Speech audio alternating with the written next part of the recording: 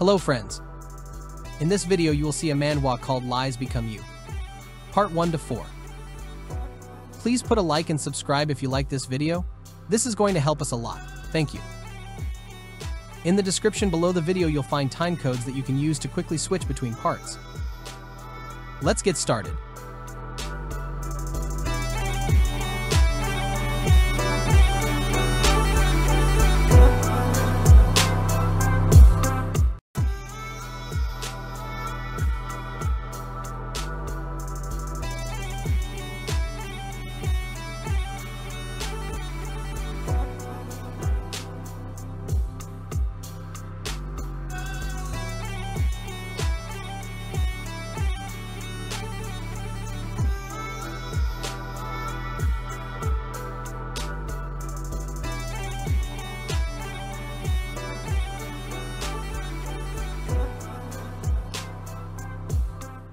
This marriage had started out as a long-term relationship, and all he desired was her, Lacey, who knew of his lies.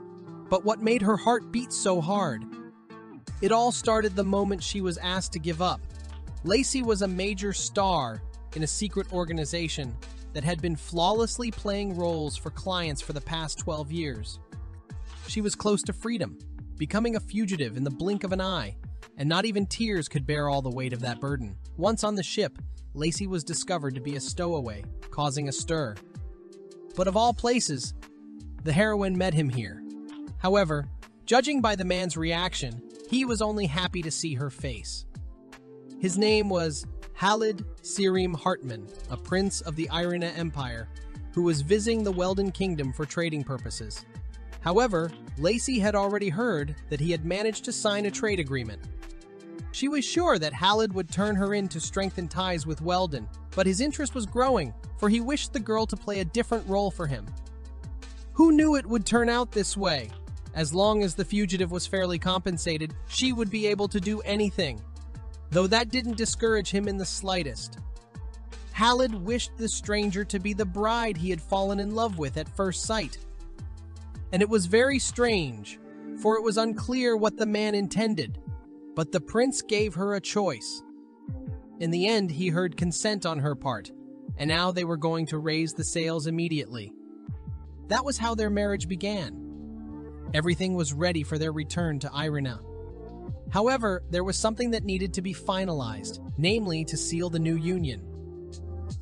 Veronica Hillsdale was summoned to a trial where she was promised to be executed.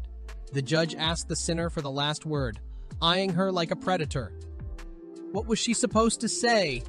Was the rain washing away the weariness and tears from her sinful body? Could it be? Is a love a sin? She wanted only to love the prince, and constrained as she was, she admitted it without a shred of fear.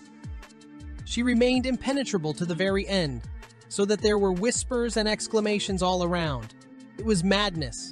Even the count did not come to the trial. It must have been a shock to hear such a thing from his daughter. The judge ordered this woman, who still kept wishing the prince to be happy, to be taken away. Except she would be much happier. After a while, she was ordered to hurry up and go inside. And yet her acting was excellent. The judge thought it was superb. And if both parties were happy, their contract was over, so the father had to pay. No, not the father, the buyer. Well, it was now known that Veronica Hillsdale had never existed. The girl didn't even know who her daddy even was. She had once been sold to Hung Sin-so, and this happened when she was only 10. The girl was met by a madam who thought she was nice enough, and she would only get better with age. Lacey was good at many things, so she asked the woman to see her as much more than just an attractive face. And that only amused her. She even got a question out of her, according to which the girl knew what Funhouse was. Her first role was a random passerby who witnessed a crime. From now on, the protagonist became an actor, and her no matter what role it is, she will be obliged to play. The heir who thought he was dead, the groom's new hidden child, the Marcus's youngest maid. Still, her skills were exceptional. There were a lot of poison worm and body collector in the excitement center. The actress had the highest reputation, so Madame promised the clients wouldn't regret it. On this day, the woman received a strange request for adoption. It seemed to Lacey that it was not revenge or treason. She was being asked to be someone's daughter. It was payment for her 10 years of work. It was rather suspicious and tempting, though, because the protagonist still wanted to cover her mother's debts. And if she succeeded in doing so, she would be done with the role. In the end, Lacey would be free. For the next 6 years, her goal was clear: to make Prince I the most powerful heir to the throne. And her client, and now father, would poke the noble lady with his finger and make her the prince's bride. That's when this body would disappear. First, there was no one in Weldon who knew her, because Veronica appeared very suddenly. The prince even wanted to sing a song together. Everything was going according to plan, and now the girl promised to make him king. Except that there was an unexpected competitor. The count got a girl of angelic appearance out of nowhere. And then the prince stopped falling for the charms of Lacey, who was blinded by jealousy. She wished to poison the girl, after which society called her the cruelest woman of all time. The plan failed, and the threat to the prince's life was a source of trouble. The count was upset that he had raised his own wrongly, and even though he had status, there was nothing he could do about it. It was left up to the law. It seemed that the story was over, but Lacey was back. Madame should not have worried, because the protagonist was confident in her skills, except that she was already wanted. Lacey has been stabbed in the back, namely by her client father, and it's not clear how it could have happened, because the protagonist even had thoughts that it was she who did something wrong, perhaps by playing around and disrupting the plans of the count himself. But even so, she disagreed, according to his plan. The first prince endowed with many talents was supposed to rise higher and higher. He had even mapped out his future by picking a bride. But then the villainous Veronica appeared, saying that the prince would belong to her alone. This is how the happy ending was supposed to be. The status of countess can always be obtained or restored with the help of the groom.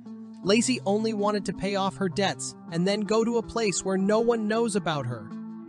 Then all that would be left would be to enjoy the second act in the play, her own life. The finale would have made her happy, but there was one but. The girl did everything as commanded, except that something went wrong. And yes, 5 years of trouble gave her a reward of only 10 million gold.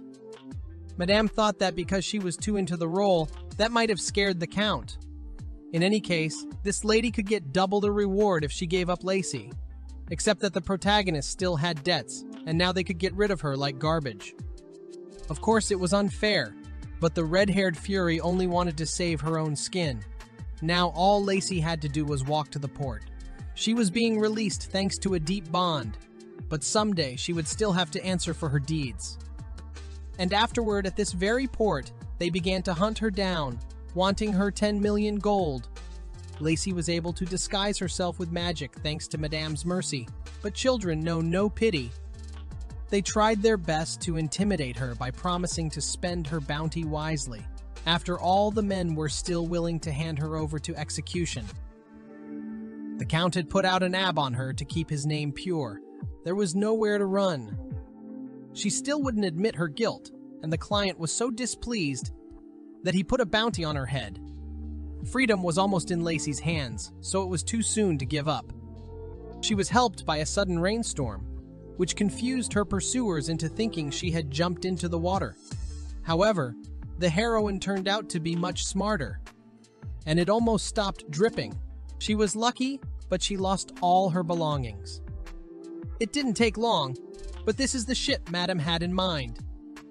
As long as no one recognized her, except that her presence had not gone unnoticed, and now she was wanted, and the stowaway inside the cabin was greeted very warmly. 2 years ago, a delegation from the Irina Empire was staying, so Lacey's client had asked her to be prepared. In particular, the girl would have to take care of Prince Halid, the delegation's representative. Once again, the count grumbled at his flawless daughter. Her father worried too much, as if she had once disappointed him. It should have been made clear at once, because the man was interested in a good relationship with the prince. The delegation would have to bring things from the west, so the Earl couldn't miss the opportunity. Even though Lacey was clever, she should not let her guard down, for the prince was not an easy opponent. Rumors began to circulate in high society that the ship was covered in gold and the delegation numbered 100 people. A miracle did occur that day. The mere appearance alone captivated everyone. Prince Halid captivated everyone, but only Lacey was set on a plan. All she had to do was to fail the request. And while she was in the clouds, a man came closer to her and called her a dog. So, who'd have thought that 2 years later they'd meet again, but on a ship? Halid was glad to meet Veronica that even trying to hide this fact was useless for her. Now she realized whose ship it was.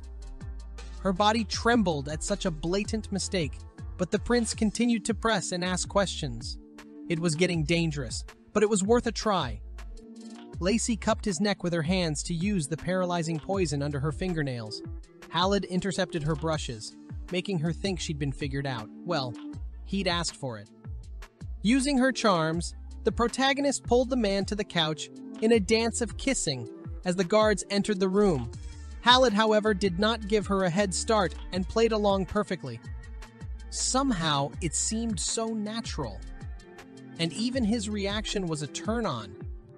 The guards blushed at the embarrassing scene, but were glad that the gentleman was all right.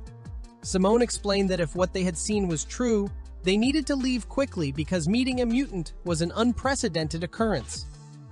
However, they would have to wait before reporting it, as the prince was a bit busy. Though just a second later, His Highness came out of his quarters and ordered them to stop searching and hurry up and set sail. The authority was now entrusted to Simone. Lacey, on the other hand, was being as cautious as possible. Even her appearance alone said that she had been through something terrible.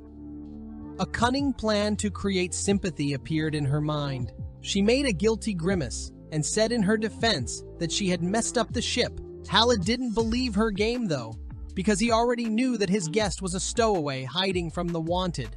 She need not deceive the prince, for he and Veronica knew each other well. It was hard to forget their first meeting, especially when a man calls a girl a dog. Lacey hasn't gone off script, but if she keeps getting pissed off like this, she's going to have a hard time holding back. Halid wasn't used to such words yet. I think he confused the word with puppy.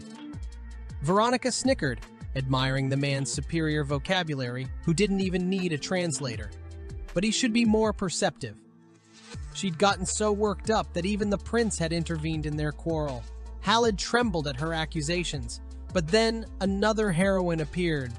The one with the angelic appearance. She said, as if the others hadn't seen her, that there had been a misunderstanding between them. Fortunately, the negotiation was completed. The Count alone thought Lacey's position was correct in treating Naled as an enemy. If he were to give his preference to her, it would be the best outcome. Even though the first impression wasn't great, the game turned out to be excellent. Veronica drew the attention of both of them with the click of her heels and announced that the barbarian wrapped in gold remained a barbarian. It was as if the man couldn't find clothes out of all his gold, or he just liked naughty things. If Lacey had known they were in the rub again. And after such a long time, Halid wouldn't call her a silent person. Her hands reached for the gorgeous earrings, causing the magic to now disappear. The magical item left a trace of magic. And because of her burden, the protagonist pretended to be Veronica. She tried to hide, but magically, the prince recognized her identity and the ability of the jewelry. How did he do it? Now, Halid only wished to know her true intentions. Was she a night thief or just running away? Previously, she had been loyal to her master like a dog. And, frowning, he mouthed the name Daniel Le Pen Weatherline, which belonged to the first prince. It was advantageous to him since the one for whose head the bounty was placed boarded the ship. Because of her service to the prince, Veronica threw herself into the hellfire, which seemed like a no-brainer for her. Her acting is truly superb. Halid was mistaken, because his guest was only acting in her own best interest. However, he saw through her pretense, so he won't listen anymore, except which role is more interesting. All he had to do was make a choice, and Lacey would fulfill it. The prince laughed at her words, as if her hanging on to Daniel was not a game. Except it was the truth, the guarantor of which she couldn't tell. It sounded like Halid was trying to poach her. The heroine wouldn't lie, though, and added that payment was very important to her. Gathering his thoughts, the man rarely took a sip and explained that in the middle of the desert, in his empire, there was a beautiful city where there were rooms of gold and silver and even sapphires and rubies. She would be allowed to choose anyone. Lacey played the villain perfectly, so the role of the bride will seem much easier for her. Namely, the maid he fell in love with at first sight. But if she didn't like being a maid, she could be a stowaway. If there was difficulty in choosing, again, Lacey could try to escape. Yes, and he liked the method. Especially when the girl put her arms around his neck like this and then kissed him. She could play anything, so after a short pause, the actress gave her answer. Let their journey begin. The ship was returning to Irina, which was rather sudden. Simone, on the other hand, thought there was no reason to delay, for the prince had found what he had been looking for a long time. The goal at Weldon had been reached. Something was stopping the soldier, after all. He couldn't find his missing sister in this place. Of course, his reaction said otherwise, but the man thought the trip was fun. There was something else. Lana caught a spy. It appeared that he was after them for Irina himself. Moreover, the spy dared to try to seduce His Highness.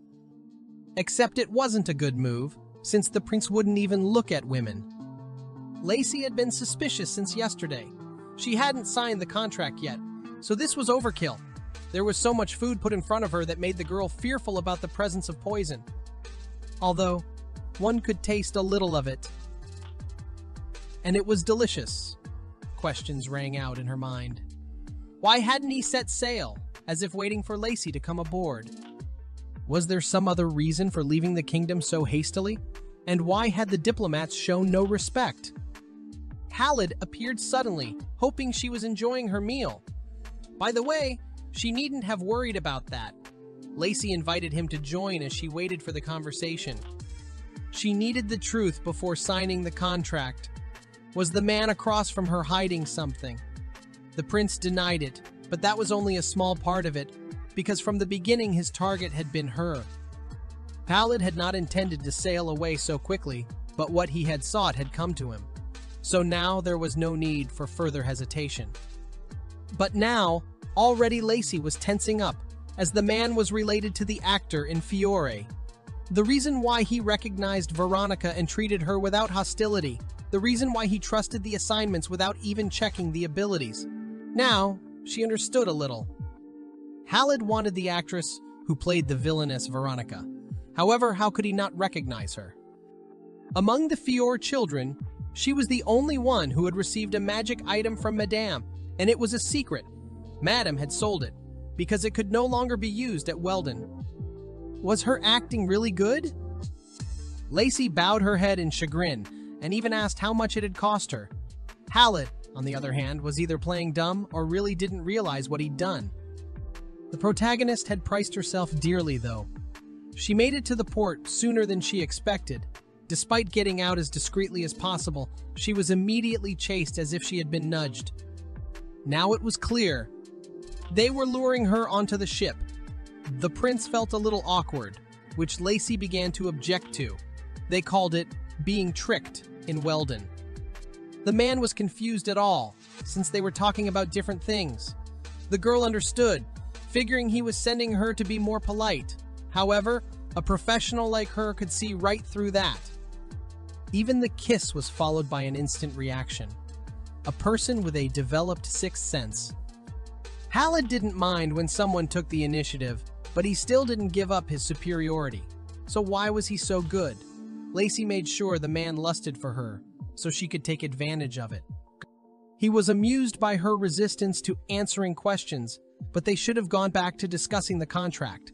and she shouldn't have given in to her emotions. It was only a formality since Halid had hired her, which meant their partnership had now begun. Simone, however, was clearly enraged by this contact. After all, Crown Princess was more than just words.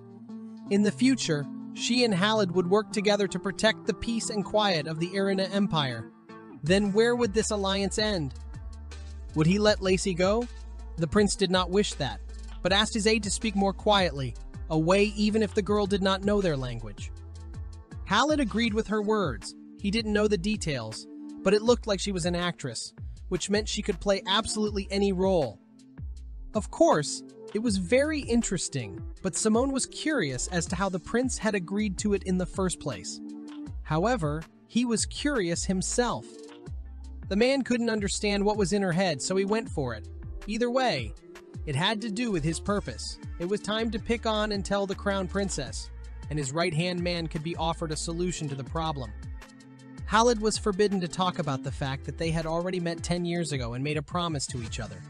Lacey was worried about the rightness of her choice, and now she was beginning to realize how far away Irina was.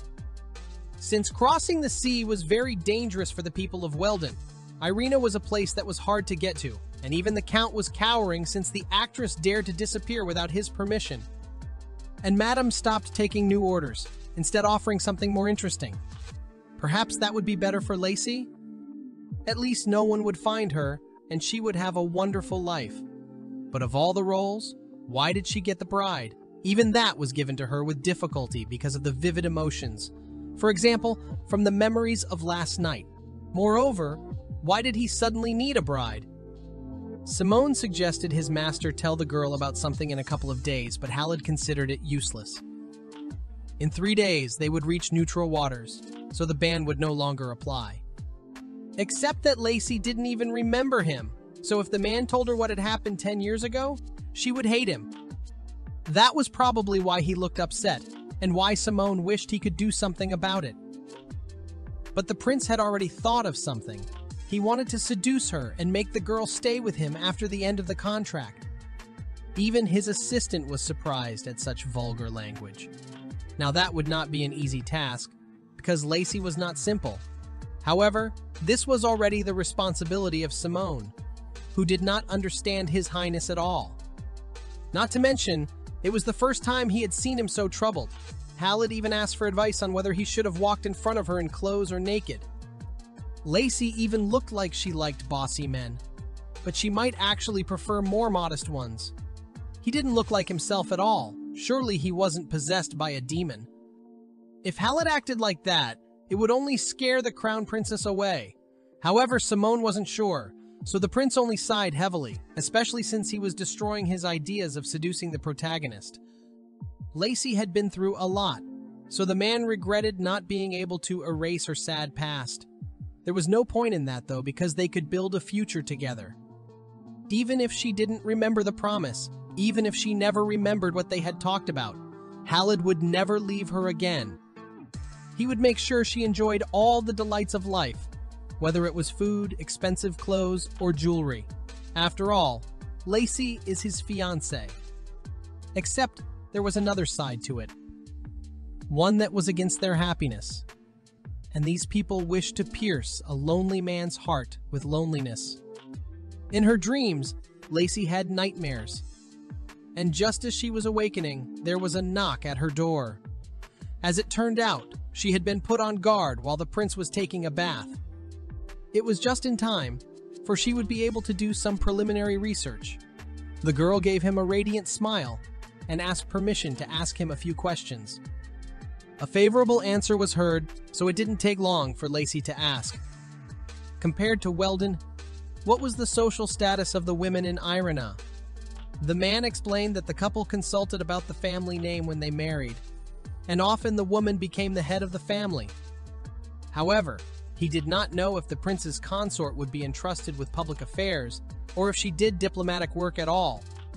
This made him blush, embarrassed by his ignorance. Halid visited her after a while. Lacey called him closer to end the negotiations, but for some reason the prince was tense. The same could be said for her, for the girl believed that Irina was supposed to have contracts. According to the contract, the parties were obliged to faithfully fulfill the role of lovers at first sight. Secondly, Party A protects Party B from revealing their identity in the Weldon Kingdom. Then, the former not only prevents Party B's necessary information, but also provides support. Fourth, upon successful completion of the task, Party B is paid a reward of 10 million gold in cash or written statement.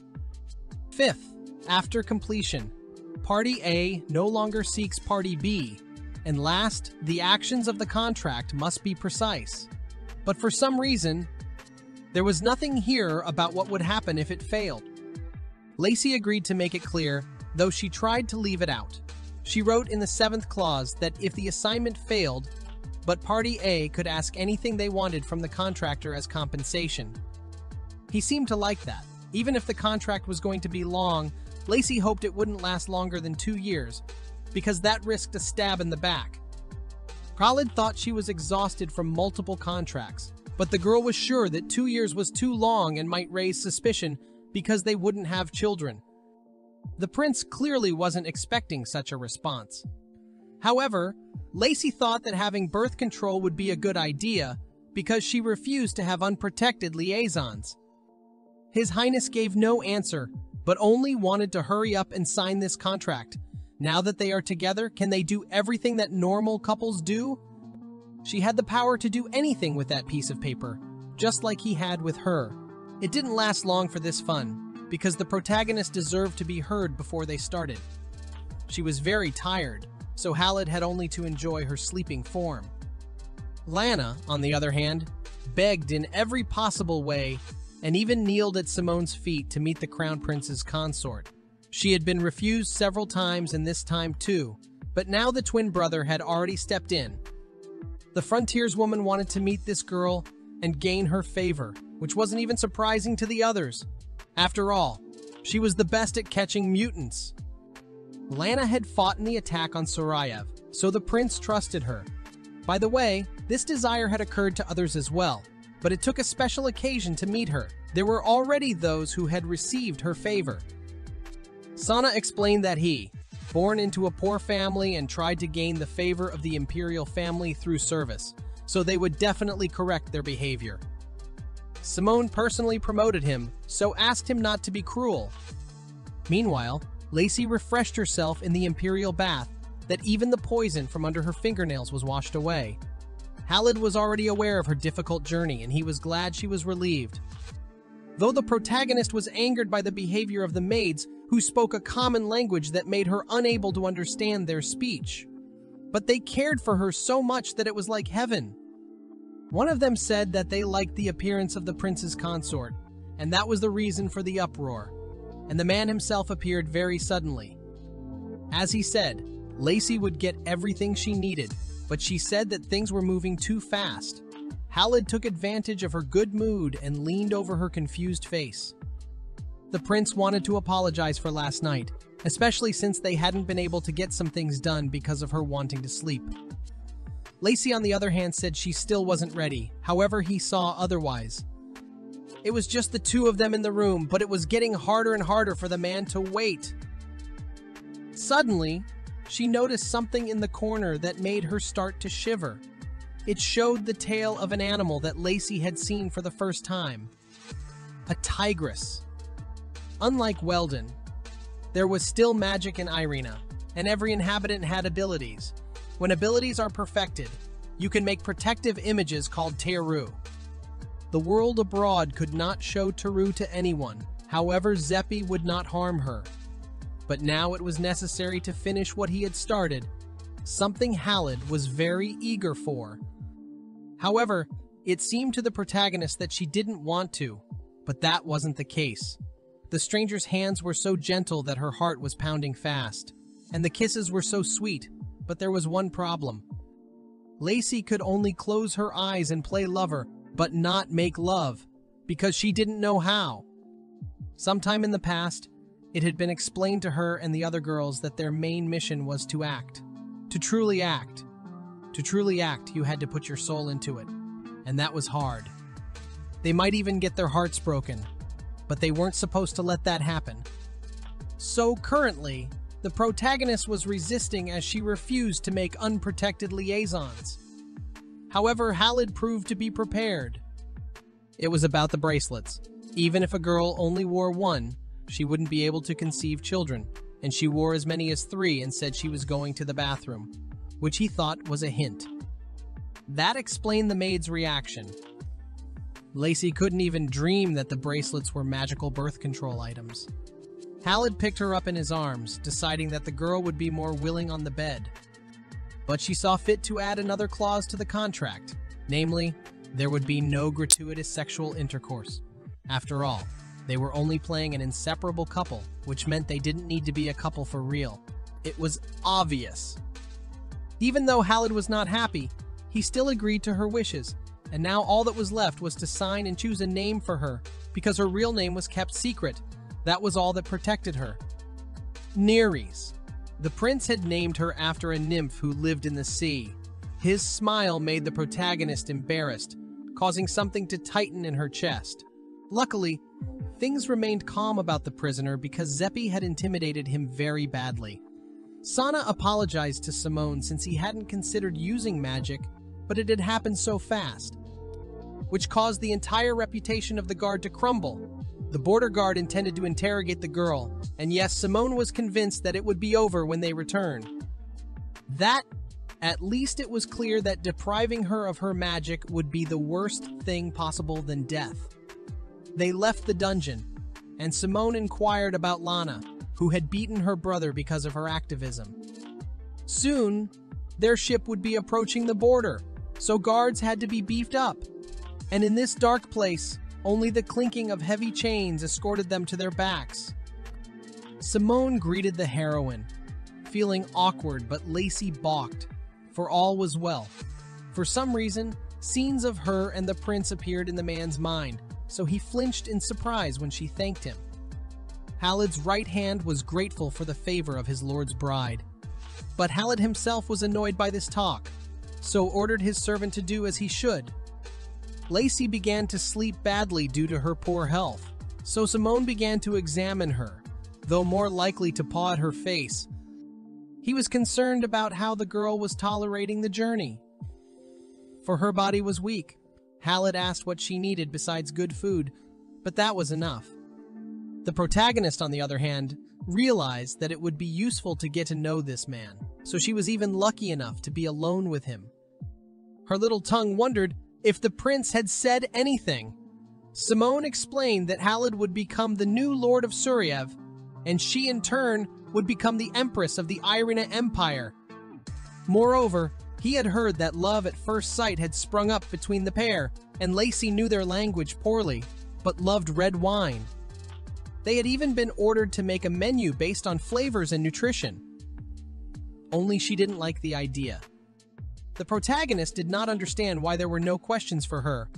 As it turned out, the sailor who saw her boarding the ship did not remember the face. Moreover, most didn't know the universal language, so they didn't know what had happened at Weldon. For example, about the wanted flyers. Simone knew Veronica had a better command of the universal language than Halid, so he knew exactly what the villainess was talking about. And he wasn't interested at all in who she was. However, the man was ready to prove it indeed. Lacey, not thinking long, announced that she was counting on him in the future, which made Simone blurt out her cuteness. The girl also asked about the bracelet, which, as it became known, only the prince wore on the ship, because this precious object was made especially for her. But if he wore a pair of those things, did that mean Halid used them with others? Simone volunteered to tell more about this man. Halid was from the Imperial Hartmann family ruling in Irina. He was considered the most powerful heir to the throne, very clever and talented in battle. Even the guy's appearance was unique, which caused girls to constantly fall in love with him. Yet he never had a relationship. He never had a fiancée, a mistress, or just a girl. But maybe he had a man in that case. Lacey didn't know him at all, which gave her a strange feeling after hearing this. She was curious how everyone reacted to him so abruptly declaring someone a bride. Of course, everyone was only surprised, but no one doubted his choice. Because someone still managed to steal His Highness's heart, which remained unshaken. But because of the ban, Simone could not tell about his abilities, although he was still convinced that everyone fell in love with Khalid just by looking into his eyes. As the guy noticed, the two of them became close quite quickly, and he began to press his gaze on his assistant. Couldn't stand it, and decided to save his reputation. And Lacey thought he was calm, except that the tension of the people in front of him kept growing. Khalid interrupted them at the most interesting part, but she needed information on the role, so he would allow them to talk some more, but should have kept their distance. It looked like he was jealous. The man was slightly tense as the prisoner tried to escape. She had broken the cell, injured a few guards, except what was the purpose? It was strange how the woman was able to pull this off. After all, she had her hands and feet shackled. Perhaps she had an accomplice.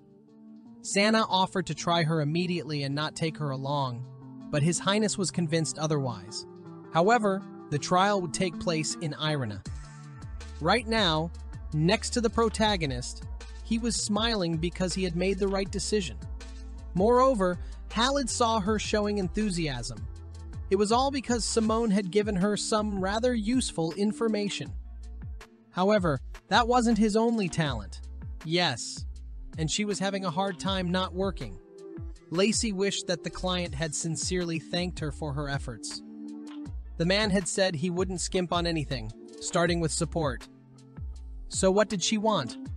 It was obvious. Lacey had always wanted to be free. But if that wish came true, what would she do next? Dead. Free in a place where the echoes of the past wouldn't catch up with her. That's where her heart was drawn to. The protagonist gritted her teeth, bringing herself back to reality. So all she asked for was money. However, Simone and Sana had already sensed the purity of her mana. The crown princess was indeed special. Even her eye color was unique. Even the kind words spoken to her unknowingly carried magic, so he couldn't wait for her to show her full potential. It had been so long since Simone had fallen under the mercy of such a person that he practically let a tear fall. Oh, and the prince had been right all along. Now Sana, too, understood why he had been so insistent on going to Weldon. The princess's presence was tantamount to that of the high priest, but that wasn't all. Perhaps she had purification abilities. Simone instantly remembered that his companion needed to finish his rounds, so he quickly said goodbye. But would Lacey be all right? After all, she had come aboard without knowing anything. The prince must remain on good terms with the princess to explain everything. Except he'd turned his fears into reality. Khalid had ruined everything. When the girl mumbled that she was only interested in money, the man expected more because she didn't need him. Lacey was going to work according to the pay, but Khalid still kept insisting that he would give her more. But she was adamant. Simone was now panicking as well since the plan was to seduce this lady. Judging the prince, he had only made things worse, although the man himself realized that it would be difficult, even if it wasn't that difficult. Meanwhile, the protagonist reflected on the fact that she always strived for freedom, but thought about what would happen afterward. Probably the reason was the fact that her whole life was decided for her. Only for a moment did he come to mind. The one who had given her a chance at freedom. The one who had looked at her so warmly. The one who had called her Nereis, yet love was not part of their contract. Especially, the feeling wasn't necessary for someone who already had everything. Her peaceful reflection was interrupted by a tiger whose size made Lacey cringe. She had only asked for some quiet time, but Zeppi, who only wanted to leave, was interested in her. Was this how one could live with a beast? And salvation seemed to come in the person of Khalid, who noticed how they were starting to get used to each other. He hummed, for it was clear from the princess's screams that she had come around. During their conversation, her state was depressed, so His Highness wanted to save her from her fear. He wanted to ask for one thing, and that was part of their contract. They need to ask for a blessing together. and Lacey was not to do anything but just stay by her fiancé's side. After a while, a lot of jewelry and jewels ended up on the main character's body. She knew that sailors were superstitious, but she didn't think she was so. The ritual for crossing the border of the Empire was too unexpected. Halid had explained that night that if they didn't do the ritual to honor the Lord of the Seas, they might encounter bad weather and go off course, perhaps even get shipwrecked. Lacey, on the other hand, wondered if the ship's crew members would accept her. At least things were going smoothly at the moment. Then that's when the prince showed up and said that the heroine wouldn't have to do anything. But his sudden movements made her emotional, even though he was only going to fix the necklace. It was normal to be nervous before meeting the Sea Lord. Khalid didn't let her have the last word and rushed off, leaving her questions unanswered. Time to get back to work. It would rain during the ceremony, so Simone was afraid the princess would be shocked. But His Highness was convinced that some things were better seen in person. Finally, it was time to show himself. The protagonist was beautiful, and the fresh air she missed so much added to her charm. And the sound of a dozen people bowing down to her and daring to raise their heads without her permission was ear-splitting. That was what Simone was talking about. To be honest, it was even a little frightening to think they bowed to her as soon as she came out. Left alone and gazing at the sea surface, Lacey had brought a thin cloak that was much warmer. The thing was a magical artifact. What was she surprised at, though, when she was all about those magical things? Zeppi appeared behind her back, the mere sight of which made the protagonist shiver. Lacey came to her senses in time, because she was supposed to be the perfect princess, so she played the role perfectly. Such a change, even the tiger was surprised. The girl just decided not to look at him. However, the animal was the first to approach her. No one had ever seen Zeppi behave like this with anyone but a prince before. Now, no one doubted the authenticity of the bride, who was holding back her tears from the last strength. But the same sound and the same bowing awakened hope in her. Halid appeared just in time. Her heart began to beat fast at the mere sight of him. The ceremony was about to begin, but the crew members were still looking at their princess, who looked like a sea fairy. Khalid held out his hand to her, saying he almost bought it. He whispered that for a split second he thought Lacey was happy to see him. Her acting was proving to be perfect, just as she had said it would be. Except she wasn't faking it. The protagonist turned her head and saw all these gifts, against which she herself was barely visible. And they did a good job. Khalid hadn't said it was going to be that big, so Lacey questioned whether it was really necessary. The prince had insisted that she would just need to be near him. The couple was approached by Simone, who held out a green sprig. Afterward, the groom asked his bride not to be nervous. What could this possibly mean? Moreover, the servants were also participating in the ceremony, and everyone was looking somewhere in the distance. After the prince's right hand announced someone's arrival, the ship started rocking. There was a horrible rumbling in my ears, followed by a strong wind that began to blow me off my feet. Luckily, Halid was holding the hand of his princess, who thought it was a storm. But the unseen began to happen. The water began to emit a bright light. Lacey didn't understand what was happening at that moment, but one thing was certain. There was something under the ship, and it was looking at them. The protagonist clung to His Highness, who, by the way, wasn't bothered at all. This lull didn't last long, because a horrible scream abruptly appeared and disappeared. Everything was all right now. The ship's crew began to sing, and Halid looked so brave even without his armor and sword. He ordered something to open with a sharp look, then took her hand and asked her to trust him.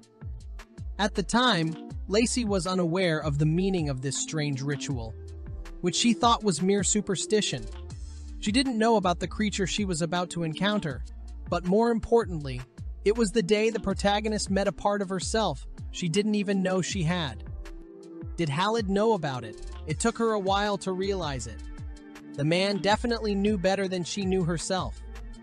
At last, their ship had arrived in Irina. The space was illuminated by a bright glow. and the crewmen in their songs praised the one who shone brightly from the summit of their divine land. If he could fly but vanquish evil, and the plains would light up with fresh green, then all creatures will begin to praise his greatness. This song, in a language she did not know why, was clear to her. Lacey saw the one for whom they dedicated their song. Everyone lived for him. So she was glad to come to this magical place. But suddenly she fainted. The girl had many things she wanted to ask, but first Halid had to get her down on her feet. Everything was fine now, however, he refused. The man did as he wished, however, and ignored her demands by sitting her down on his lap. Even Simone played along, telling him that it was better this way. After all, she had lost a lot of strength. Given the power of synastry between her and the prince, the closer they were, the better, Lacey wondered. Through her embarrassment, what it was on his shoulder. It was his Taru. Simone had managed to summon her after crossing over. She already knew about that. Then the only thing left to ask about was synastry. Briefly, the mana they possessed was extremely compatible. So much so that being around each other would benefit them. For the people of Irina, Halid didn't let him finish, figuring that learning more would keep Lacey awake. Simply put, Irina is a land of mages. The end. Now, she should have been allowed to rest, making sure to pay attention to food and even a glass of water. However, the protagonist demanded to tell her everything in detail. She knew they were on the border. Did it really have anything to do with what the girl had seen? Halid became nervous, and Simone took the initiative to tell as short a story as possible. The border referred to the waters between the central continent and the Irina Empire. In simple words, it was the place where the transition between the part of the world where magic disappeared and where it remained was located. They had crossed the border a few minutes ago, and that was a dragon protecting the balance. The part they were sailing through belonged to its domain. The creature's name was Agir. People rarely saw his true form, as the creature was usually shown as a shadow. Apparently, he became curious to get a glimpse of the main character. Khalid asked him to stop, as these stories would not internalize her but frighten her, except there was excitement in her eyes, so she asked him to tell more tomorrow. Simone, on the other hand, was glad she turned out all right. Lacey would easily adjust to life at Sarayev's, that there was nothing to worry about. As soon as the man was out the door, His Highness lifted his princess into his arms and set her on the bed, figuring her sleep would be more sound if he wasn't around. Lacey, however, thought the opposite. It was as if Halid could never bring Halid here because of her. And since the conversation had started, she wanted to know how many there were. The man didn't immediately realize that it was about mistresses. The protagonist, on the other hand, was convinced it was just a game, but she wanted to know how his fake fiancé was. This conversation clearly infuriated him as Halid covered her with his body, pinning her to the bed and demanding to look at him. He asked her to stop doubting his words because he really didn't have any other woman besides her, and this behavior was only making him worse. Rarely leaning away, the man apologized for pouncing so harshly and decided to leave her alone. Lacey didn't know why she had done so. It was just that Halid looked like he was in pain. All her thoughts were occupied with was that she didn't want to hurt him. It had seemed like a crime to her then to kiss him, but what had? By now he was confused too. So Lacey apologized for her mistake, even though she might have misunderstood him. But the man had never kept someone close to him for such a thing. And he never would. Those bracelets did work like birth control, but Halid had only given them to her because he thought how beautiful they would look on her. Neither he nor the priestesses seemed to be able to explain it. Well, Lacey really was glad that it was just a misunderstanding, though it was up to the prince to talk about it. His eyes burned, waiting for her agreement, and the heroine's heart beat even faster. She was sure of her feelings now, and she longed for the same things he did. Now both couldn't hold back in the rush of passion, wanting to touch each other deeper. It was going to happen, and Lacey was already ready to experience an unpleasant feeling or even pain. though no, she was waiting for it. The man was infuriated by it because the girl always acted aloof in everything that concerned contract and relationship, so he took advantage of the moment. Each time his breath touched her skin and her body shuddered. It was as if Khalid was teasing her, and yet he didn't even know her real name, but it seemed like she really would blab. But the man begged Nerys to call him by his name, and then he would definitely not hold back. Because of that fainting spell, Lacey thought she might have been thought strange because she had ruined her first impression. However, Khalid reassured her because she had done well, perfect even. The girl fell right into his arms. Just like Simone had said, the dragon rarely showed interest in anyone, so no one in this world could compare to Lacey. Meanwhile, Madame kept repeating about how she didn't know where her actress was, that the Count was inquiring about. He did not believe that any trace of her had been lost without the help of Fiore's men. It seemed to him that everything had been a setup from the beginning, yet the actor had honored his request exactly according to the contract. Veronica did his best to fulfill his part. And now this old man wanted to kill her just because she was too good at the part. Everyone present had been trained personally by her to fulfill her duties, so Madame was put in an awkward position by the Count in front of them. Perhaps she should have started cleaning her customers. One of the apprentices pinned down the cocky man who kept rambling on about how it was impossible to disappear from the wanted list. So all that was left to say was that Veronica was dead. In any case, she would be taken off the list someday. Madame was glad that he had made concessions to her until he asked for one request. The Count wished to make sure that the actress never appeared in the country. Never. The woman marveled at how Lacey tolerated the rabble in general, but asked how much he was willing to pay. The price turned out to be equal to her head. Just as she thought, there was something about the counties that she didn't know about. Lacey was her highest paid actress. Moreover, she had every chance of succeeding her, so Madame hoped she wouldn't take it personally. The girl was always good, so she could attract any client. But all this time, they had been eavesdropped on. Madame pretended, as if she did not know what he wanted. Moreover, the stranger denied that he had been eavesdropping. According to him, he had simply come at the wrong time, though no one had noticed him anyway. She didn't like it when that nasty type came whenever he wanted. But if that was the case, she was the one who should have stayed out of his business. The instructor wanted to know where Lacey was. He'd picked the wrong person, though. Madame might have been able to threaten the Count. This man was different. Why was the man so obsessed with the protagonist? The guy knew that she was the only one who could help the wanted disappear, yet the woman kept playing dumb. She had prepared a ship for her to sail away, yet she was not there. So what she said was true. Lacey always surprised him. For this reason, the strange type was going to tell her again when they met. But will the protagonist want to see him again? He had some request in him as well. If the madam found out where his desired one was, she was sure to inform him. For the sake of such a thing, he was willing to pay whatever it took. It had indeed been a busy day. Given that the man hadn't said anything about her earring, he didn't know her abilities. Madame had given one to Lacey so she could disguise herself. And luckily, she was the only one who knew of the protagonist's other ability. She could use it to trace the location of the second earring, and this secret Madame would take with her to her grave. As her apprentice, the girl had clearly learned the lesson that to betray than to be betrayed. And yet, Lacey trusted the prince, so he didn't understand why she was drawing a line that she herself had crossed. He couldn't help himself, though. Her actions contradicted her words, but it brought them closer together. Her kisses and her smile made Khalid's heart skip a beat, and that encounter with her joyful smile made the world stop. Her languid sighs seemed incredibly sweet. So close to her, the man's heart beat more often. His beloved Nerys didn't remember him, and didn't remember him, and didn't fully trust him. She didn't remember how their story began.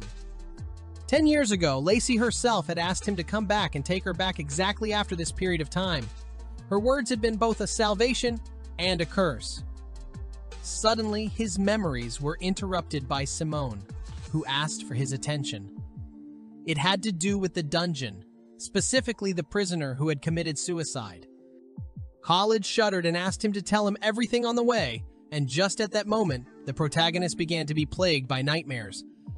She was dreaming about the same instructor, who was psychologically pressuring the girl, seeing how she was making progress. He taught her a technique that would trap her target if a special bond was established between them. At that moment, however, all she was thinking about was how to escape. Lacey hesitated, and that was something he hadn't taught her. But now, Simone told him that the captive had bitten off her tongue, so Khalid was angry that someone had pulled out the gag. The guards couldn't remember the last time they'd had wine, so the ceremony allowed them to relax. But even so, they should have been quieter because they could get their pay cut. By the way, they were the only ones forbidden to drink. At that moment, the woman began to make strange noises, as if she was vomiting. For this reason, one of the men pulled out a gag. They were afraid she would die before the interrogation. But the last was only her self-possessed grin. Khalid realized that coming home for 2 years had lifted someone's spirits. Simone, on the other hand, was apologizing because he couldn't prevent it, but the prince wasn't angry because the man couldn't keep track of everything. The captive definitely had an accomplice. There was no point in interrogating those guards now because they were too drunk, but there was no point in locking them up either because not all of them were guilty. Sana, on the other hand, took the blame on the guards because they were unable to control themselves and properly fulfill their duties, although he himself had not even touched alcohol. Khalid, on the other hand, did not want to torture all those who had served him all these long years because of a mere spy.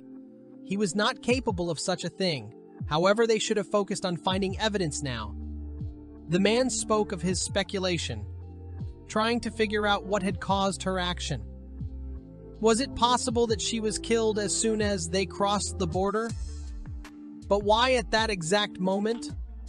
If they used magic, there should have been traces left behind, so it would be worth looking for them.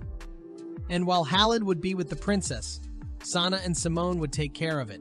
Except, the prince was transfixed by the mutants. After all, he was the only one with a full-fledged Teru, so it would be best if His Highness stayed on guard. It would be on Lana to guard the dungeon, especially since she was itching to do something already, though her brother doubted it would stop her from making trouble. Still, the prince was angry because he pulled his aide's cheek and asked him to watch more carefully. Meanwhile, a bright glow appeared in some dark room, which alerted the girl to the death of her captive. Now their master would be displeased, however she hoped that the death had not been in vain. It had been a week since they had crossed the border, so Lacey was free to enjoy the sea breeze and the sound of the waves, especially since the weather was perfect. Even while in her cabin, she could not worry about the weather, because now everyone could use magic.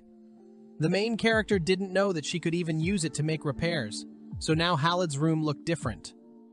Simone, on the other hand, wished to start today's lesson, which she was endlessly happy about. Fire, earth, water, and air. These are the 4 basic elements, and by possessing one of them, people could have different abilities. Simone had water magic and was able to heal others. Hearing this, he was pleased with her knowledge and even clapped his hands. Lacey continued talking, adding that Teru was born in the image of his master, which was also true. Maybe because Simone was so calm, his Teru was so adorable. The man said that magic couldn't be used in Weldon, and the reason was because it was done to maintain the balance of the lands. In the central continent where Weldon was located, magic ceased to exist, but in Irina it remained. All of this was decided by someone, and now it was possible to strike up a conversation about them. One Lacey had already met. It is a dragon, guarding the borders of the lands. The second was a tree that had taken root all over the world, and the third was a witch of the northern lands. The fourth was a holy green, hidden in a palace overgrown with thorn bushes. They were chosen to keep the balance of the lands. Therefore, they were nicknamed the Guardians. The Guardians stripped the central continent of magic. There was a strict ban on the spread of magic outside of Irina, and people were allowed to cross the border, but on the condition that they would not use magic. Khalid must have been an amazing person since he managed to keep Taru abroad. Except, as Simone thought, his tiger was no ordinary tiger. However, why hadn't he immediately said he could put it to sleep if it scared the hell out of her? The prince possessed the element of wind, which was a bit strange because he was more suited to earth energy. Serious, hot, and towering majestically over everyone like a vast desert heated by the sun. Simone was glad to see that she liked His Highness, and it was a pity they couldn't take her out on deck because of the ban. Here, Lacey felt like a free bird because a cabin did not have even the slightest window. It turns out that the ship was something like a large magical artifact. Simone, however, had let her rest here from time to time, making her promise that no one would disturb her. Now nothing would surprise her, because the protagonist felt she had become stronger. She had another question. As a foreigner with no knowledge of magic or Taru, could she really marry Khalid, who was the crown prince? Simone, on the other hand, cut off that Lacey possessed magic, even though she didn't feel it because she was born and raised on the other side. Plus, she had very strong water magic in her. Of course, she wanted to believe it, but it was hard. So, she would have to accept it as the truth, since she couldn't control the magic. Her kind words carried power, thankfully, and her emotions were stable. Lacey was rather calm, so magic didn't hurt her, but overusing it could turn tragic as magic was closely tied to emotions. And good words carried blessings and evil words carried harm. So, the protagonist wondered how she could learn to turn magic into Taru, something that was usually taught in families as a child. Simone, on the other hand, suggested that she ask Khalid for it because only a close relationship could help with that. In principle, it was logical because her situation was special. Even though Lacey didn't remember her father, she still had memories of her mother, who had loved her despite her difficult life. She didn't remember those feelings in the hug either. Except that the girl had definitely been born in Weldon, even though there was no magic there. As it turned out, there were people who had moved there for their own reasons. Right now, only Khalid could help her. They had opposite elements, so it was unclear how there could be synastry between them. Suddenly, they were interrupted. It was Sana who had caught someone. She fell to her knees, begging for forgiveness from Her Highness, though Lacey herself was worried about the girl, while Simon was ready to vaporize her. He was already choosing how he would teach the twin a lesson, suggesting throwing her into the ocean, hanging her upside down, or even locking her in an oak barrel overnight. The poor girl was trembling with fear, but fortunately, the princess didn't want to do that. Suddenly, the protagonist noticed a magical translation artifact around her neck. Because of the ban, it activated as soon as they crossed the border. That was how she was able to understand the words of that song. It was fun to find out that the thing could even translate swear words.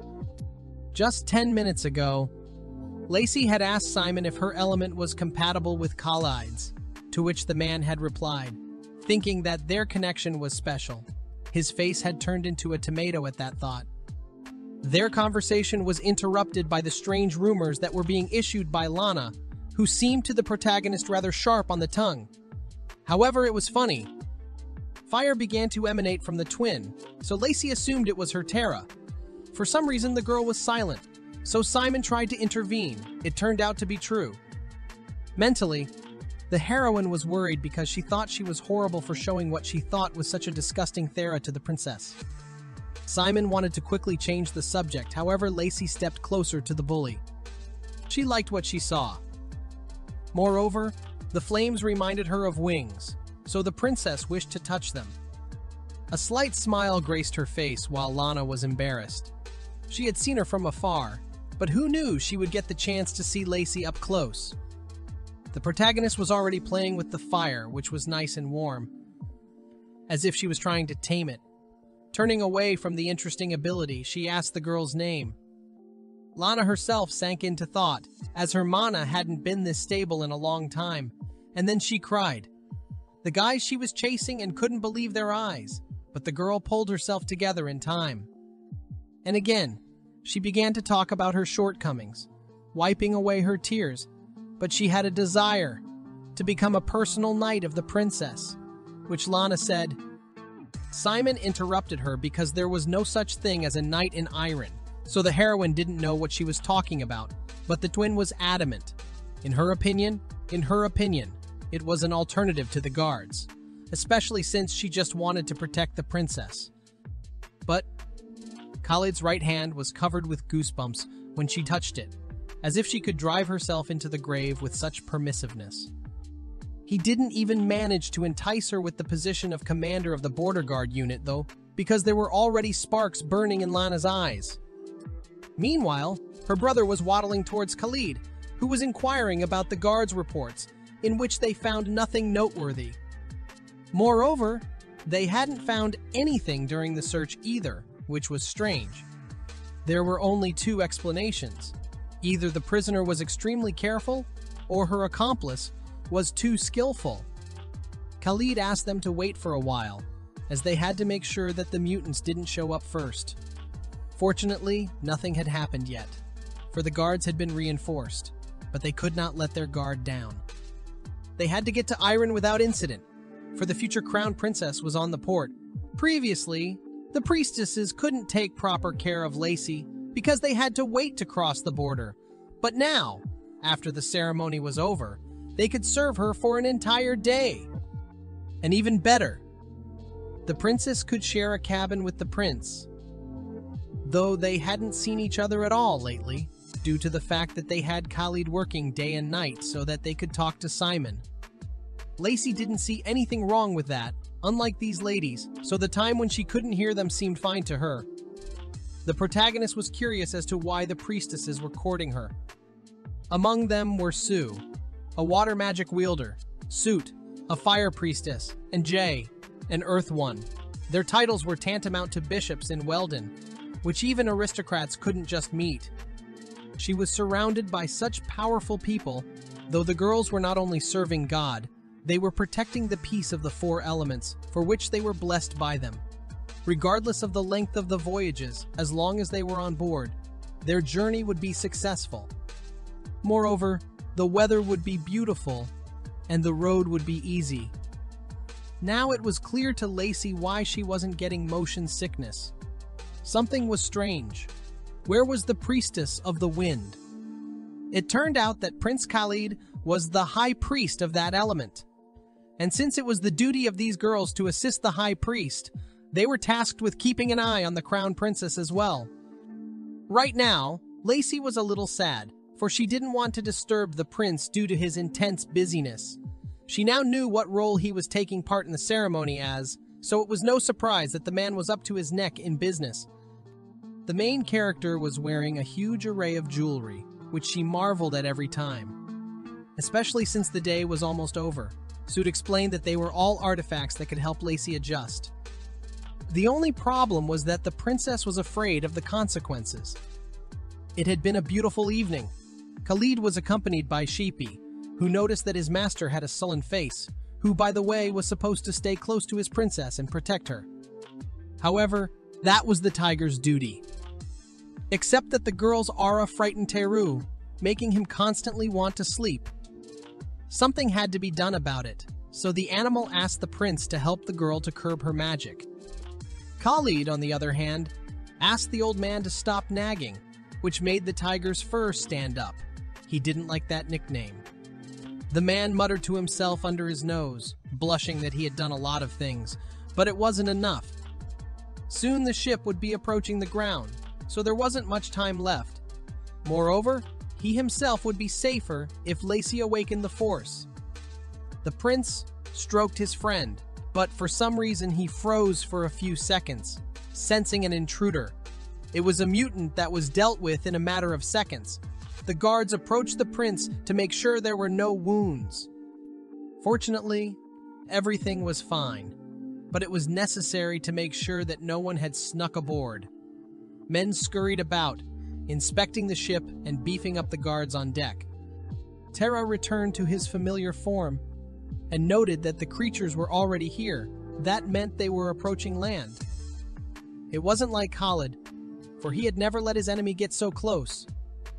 Lately, his thoughts had been elsewhere. so Chepi asked him to listen to him. The main task now was to train Lacey, who could be an asset in battles. Except Khalid wouldn't do her that fate because it was his burden. Meanwhile, the princess herself was already counting the hours, angry at the long wait.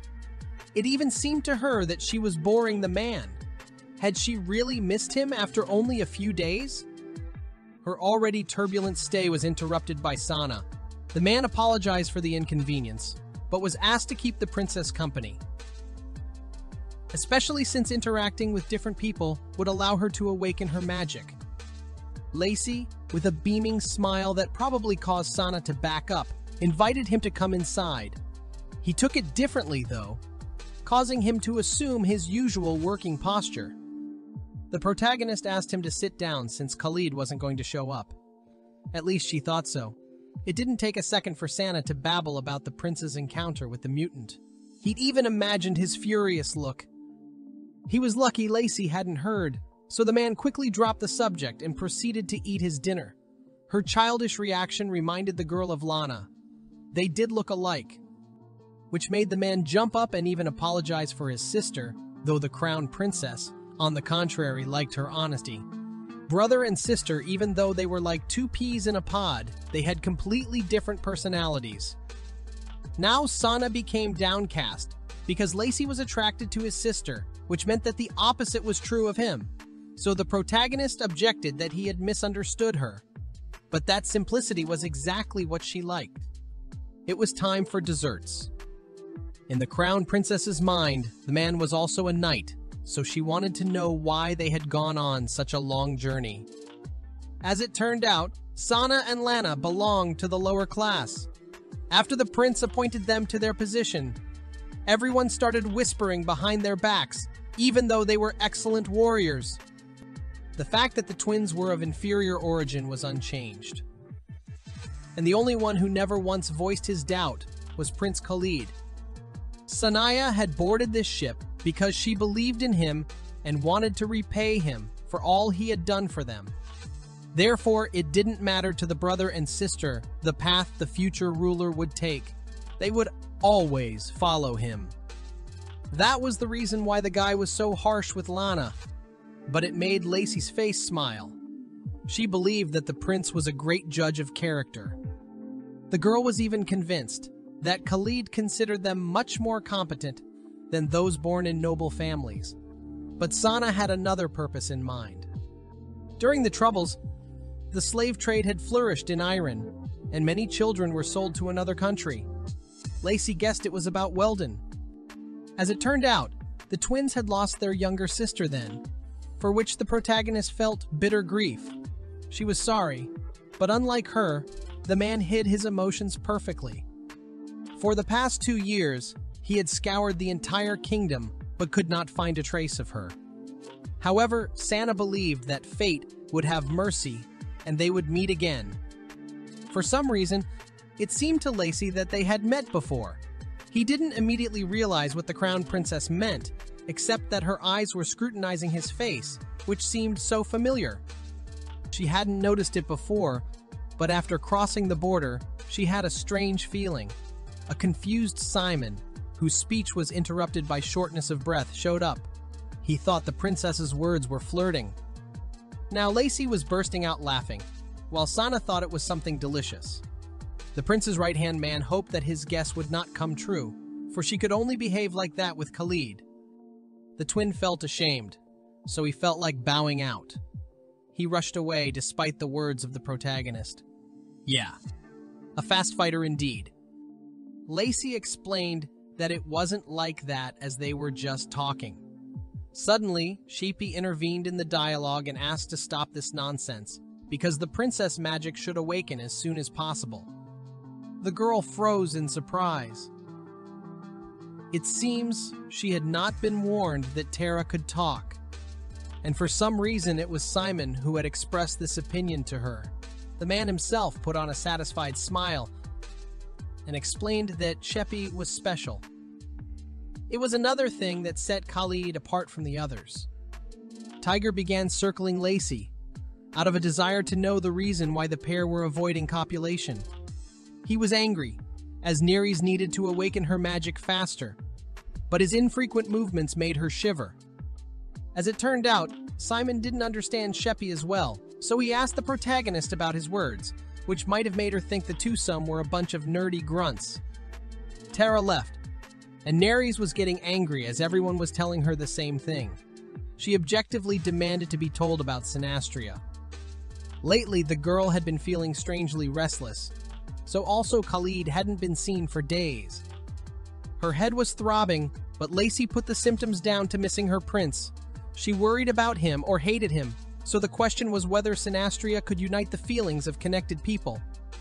Her musings were confirmed by Lana, according to whom the twins were experiencing something similar. It seems the protagonist will have to accept that they keep barging into her room whenever they feel like it. The twins are bonded by a strong synastry, seemingly compensating for each other's shortcomings.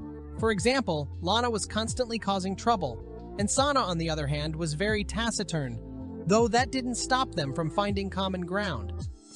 Lestia had never experienced anything like this, and had never met anyone she could feel at ease with, even with Madame, whom she had known for years. The girl had always been alert, but now she wanted to know if her relationship with Khalid could be like that. Lana continued answering questions, adding that there was no strong effect of Sinastria because her power could not be transferred to San. The boy had been a model child since childhood, so his sister could rely on him, especially with the problems with Mana. The protagonist wanted to curb her power as soon as possible. But for Simon, this was not the only reason, because it was time to play the role of Hathor, the goddess of love. However, a similar aura was emanating from him. He understood that the princess was having questionable feelings, but now she had convinced herself of the need to control her powers. Nereis wished to sort out her feelings, for then she would be able to become a useful and ideal crown princess. But, as their contract dictated, Lacey must not be ruled by her emotions. Her mood was picked up by Lana, who squirmed with genuine tears. She exclaimed that she would train harder to become a better knight, and for some reason, the protagonist believed her. The girl reminded her of a big puppy who was ready to devote her whole life to her master. Khalid was glad that his princess was able to charm people. As it turned out, Lana had promised him the same. The man asked to keep an eye on Nereis not to make idle chatter, so he released the girl. Simon and the twin flew out of the room, leaving them alone.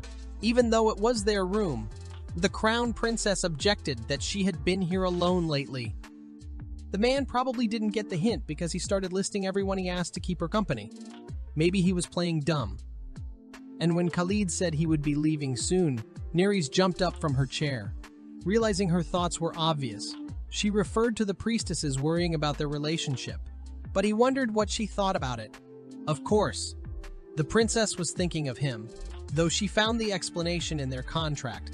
Sensing the tension, Nereis suggested changing the subject, talking about Lana, who wanted to be her guard.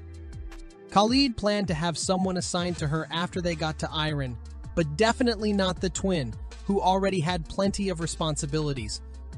Lacey thought the same, especially since Lana seemed like an incredible person to her. There weren't many female knights in Weldon. They were hardly ever given the chance to train in weapons, and even if they did pass that stage, there were many other challenges awaiting them. Nereis respected her for that reason, and besides, her Terra looked powerful as well. Khalid didn't immediately realize that she was talking about the fiery phoenix, the bird that burned in its own fire to rise from the ashes. Lana's Terra reminded her of the creature's wings. The prince stared at her intently because most people thought the girl was weak due to poor control of magic. Though he himself had said that she had many responsibilities, so didn't that show his trust towards her powers. Even here, the protagonist was right, even if no one thought so when they first saw Lana. Lacey worried that she might not have been careful with her words somewhere. But Khalid believed she was a good judge of character too. He'd even given a hint that they knew each other far more than she'd realized. And when the man was about to leave, she asked him to stay. The prince noticed that Nereis was always upset when he left, which made it harder for him to do so each time. And mentally, Lacey was upset that Khalid wasn't going to take her to bed tonight, and she wanted to ask him to help her with her magic. A little later, the crown princess asked the priestesses for advice. She thought that Simon could help her with the awakening of her powers, but the girls thought that Khalid would be more suitable. After all, there was a limit to physical contact with outsiders. However, the priestesses could also help the princess. This method was used by the training center in Surayev. It increased people's interaction with magical forces.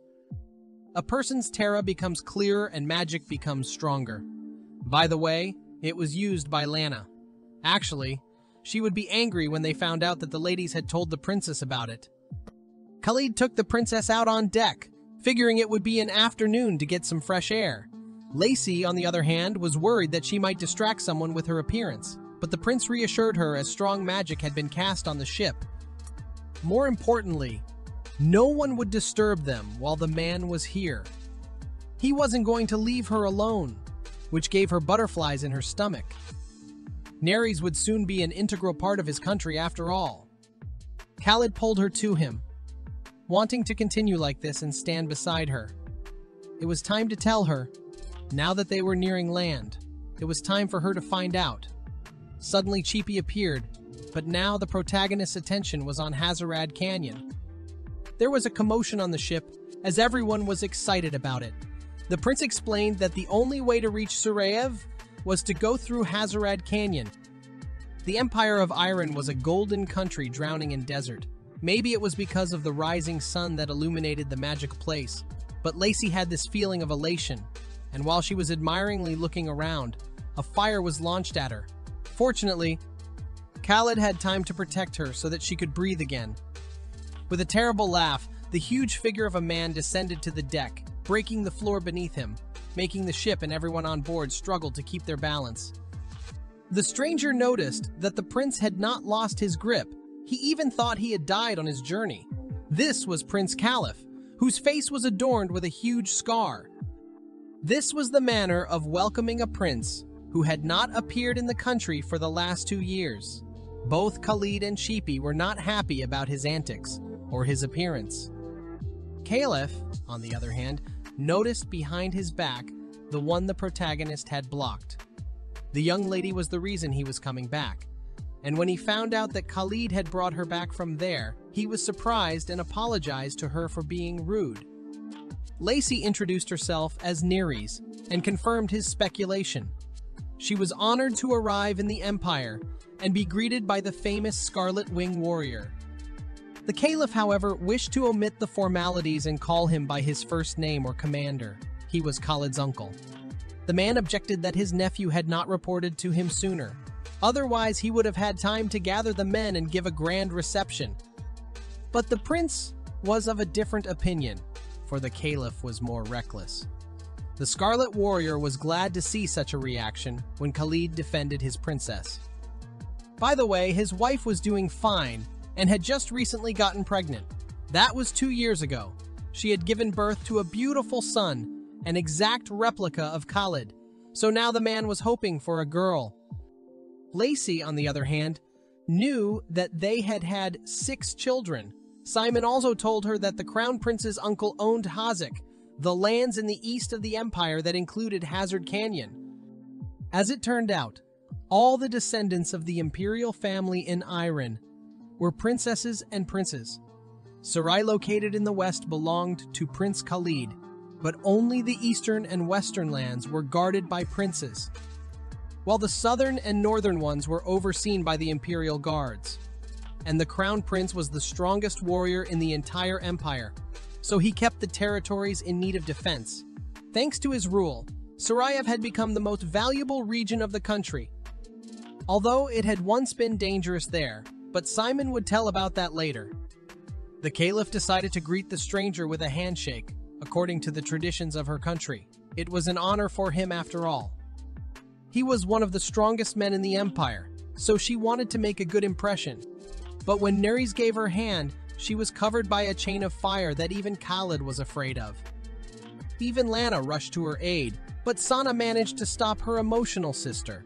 Simon, on the other hand, was instructed to look over her while Khalid slowly moved towards his uncle.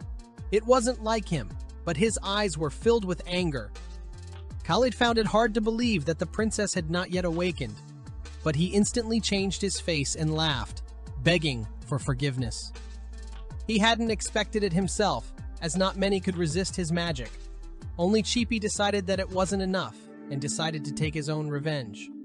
Even Khalid did not stop his friend. The main character decided that things would only get worse at this rate, so she wanted to continue the handshake. The Caliph was blown away by her temper. While Simon had clued her in that the prince's magic was very strong and aggressive, Nerys tried to be courteous, but there was no need for her to risk herself. Khalid stepped in next, eager to stop her, except that the protagonist had already made up her mind. She just wondered what kind of man he was. She wanted to feel his magic, especially since the Scarlet Warrior had greeted them warmly, that she would be embarrassed to leave it like that. How could the Crown Prince refuse her? Still, the handshake took place, causing a strange merging of magics in the space. Lacey felt like she was standing in the middle of a fire, but the flames didn't burn her. It should have hurt, but it didn't. However, Khalid continued to protect her. He suddenly pressed his bride against him as Terra Khalifa took off. It was because of him that he earned the nickname Red Wings. The man laughed, which puzzled Lacey, who was expecting him to pull his sword from its sheath. However, Khalid made sure that his chosen one was special. Meanwhile, his uncle was trying to calm his Taru, who might have bitten the girl in the first place. The main character was a very brave girl, from which Caliph that world seemed amazing to Khalid because such people lived there. As it turned out, no one was able to cope with his magic. But then she appeared. While her gaze darted around and examined the team members, Khalid put his arm around her head and kissed her forehead, which may have made her blush. But she waited for him to continue. But he couldn't take it anymore. And again those sensations from below. It had been a long time since the Caliph had felt anything like this, so he wondered what kind of magic the Crown Princess possessed. The unique eye color and water energy were promising, so he underestimated her. She wasn't even afraid of Terra, and the thing was that Nerys felt stronger, except that her strength was definitely an attacker. However, the Caliph was definitely scared because Taru wouldn't appear from stray nerves. The man decided to quickly bow out, referring to Shakira, who would be mad at him. But, according to his last words, Khalid would have some work to do when he arrived in Sariv, but he would be glad to help him. The ship arrived at the port of Kajak. It had been a long time, but the crew members were glad to be back. A golden land surrounded by deserts. When the protagonist heard about Iron, only gloss and luxury appeared in front of her eyes. But for some reason, this sight suddenly seemed familiar to her. It didn't last long, because in her mind there was an image with a kiss, and with Simon's words that spoke about the importance of feelings. What if Lacey was sincere to Khalid now? His bright smile, sudden kisses, honesty and fleeting touches and glances were mesmerizing. Was that the reason for her rapid heartbeat? Simon interrupted the couple and offered the princess something to eat in the cabin since he had something to tell her. Until this day, it was only a guess, but it seemed that Her Highness' magic was beginning to gain strength. There was an order to it, yet Nerys did not feel anything. She was probably the exception. Prince Caliph had purposely allowed their forces to clash because that was how he wanted to show his superiority. His friendliness meant nothing. Especially in this land, you could make a man kneel without using a single threat. Khalid called him a brute, so he didn't like Her Highness's antics. There were only two choices here, surrender or accept the challenge. And she chose the second, though it was not intentional. A person in their right mind would have surrendered and not avoided direct contact with the Prince Caliph. But in this situation, Nerys was forced to. She was so discouraged that it wouldn't be surprising if she had her own Taru. If he was invisible, however, he performed his duties to perfection. He is merciful to those who are kind to his master, and when faced with an enemy of his master, Taru would attack him or try to protect his human.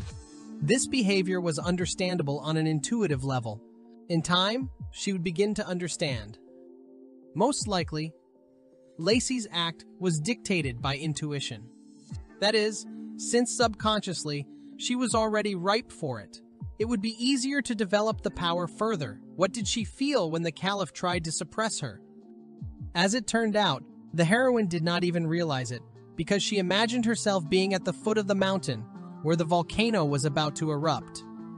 When she realized that it was a vision, she calmed down. As it turned out, his feelings had been transmitted to her. This was what her Teru had seen and felt. Apparently, she really did have him. So, it wasn't long before her abilities were revealed. And if that was the case, the entire scientific world would be turned upside down. Simon was so optimistic that he wished he could experience it sooner rather than later. Lacey was not surprised by his impulsiveness. Unlike Khalid, he was even more fascinated by her. She thought his words were a game, but the man continued to shower her with compliments, feeling in love. The prince wished to show her the port of Kajak. Lacey thought they had already arrived at their destination, but they had only docked for a while. Sure, it was beautiful here, but soon they would be sailing again. For that reason, Khalid wanted to give her something to remember, so he gave her the choice. But her violent reaction could attract too much attention, so for quiet moments of freedom, she would have to be quieter. While he was looking for a piece of gold jewelry for her, the protagonist was looking at the little girl's crafts. Khalid was amazed that neither the sapphire room nor the gold room interested her. But at the sight of that little hairpin, her eyes lit up so much that he had no idea how to act.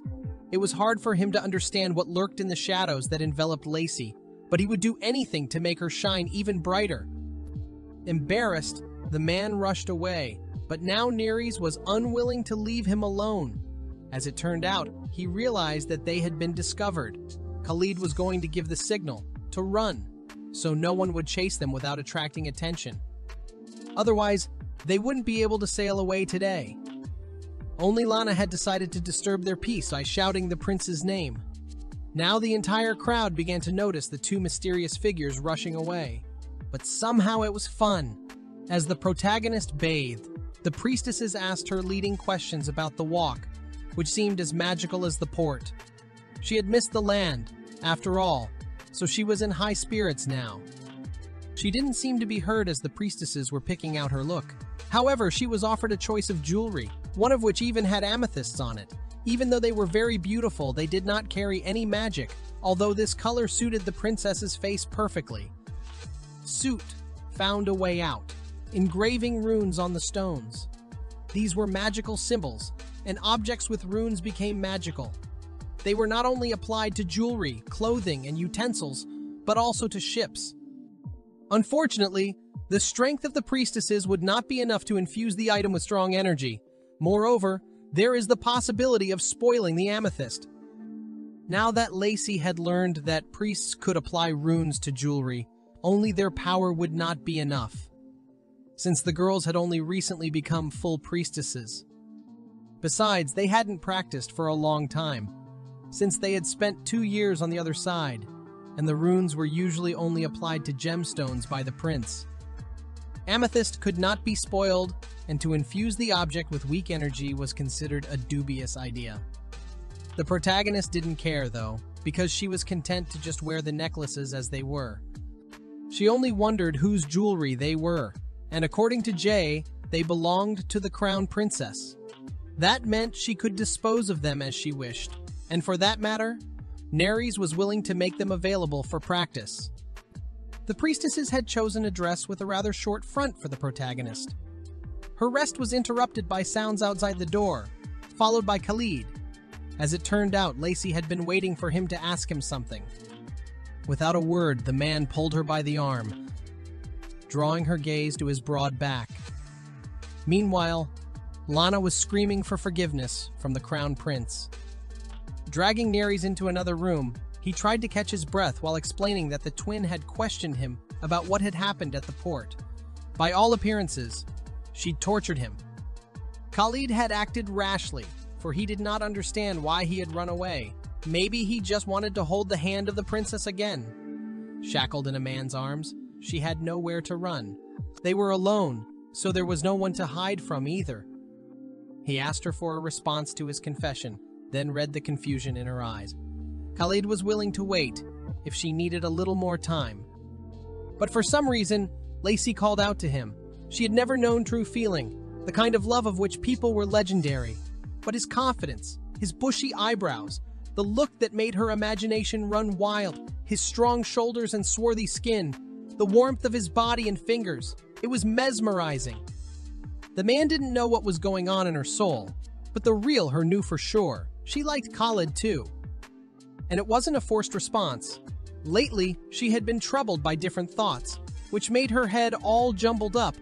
But even this the prince was grateful for. Giving into emotions, the girl wished to know what exactly attracted Khalid. Except that if he started listing all the reasons, she would have to do the same. Was she ready? For a moment, a sparkle appeared in her eyes. It was probably because of the man's attractive figure. But it wasn't time yet. Besides, she refused to tell him all her secrets. Khalid explained his prank by the fact that he felt the heat of her words, but her reaction made him pull away. The prince offered her a little drink, but now the main character's thoughts were mixed as she wanted to know where their relationship was leading. However, he was not timid, and knowing that the lady of his heart loved wine, he got her drunk with a kiss. Was she ready now? Khalid suggested they take turns saying what they liked about each other. And Lacey instantly gave her answer, voice. The prince demanded details, but it was hard to explain. Thankfully, he didn't rush her because he wished to know everything about her feelings. The man hovered over her with his whole body, which made the protagonist pretend to be ticklish. Thus, he was asking her to get to the point faster. At least Nell, as Khalid called her, could admit to herself that what was happening between them now was extremely rare. And yes, he could feel himself going crazy thinking about her, which was why he wanted it. However, if she didn't like it, then the prince would definitely stop, except that such a desire didn't occur to her, nor to him. Lacey liked absolutely everything about him, and when the man started caressing her, the world paled. He was right, so now there was no point in worrying about it, and the couple gave themselves to each other.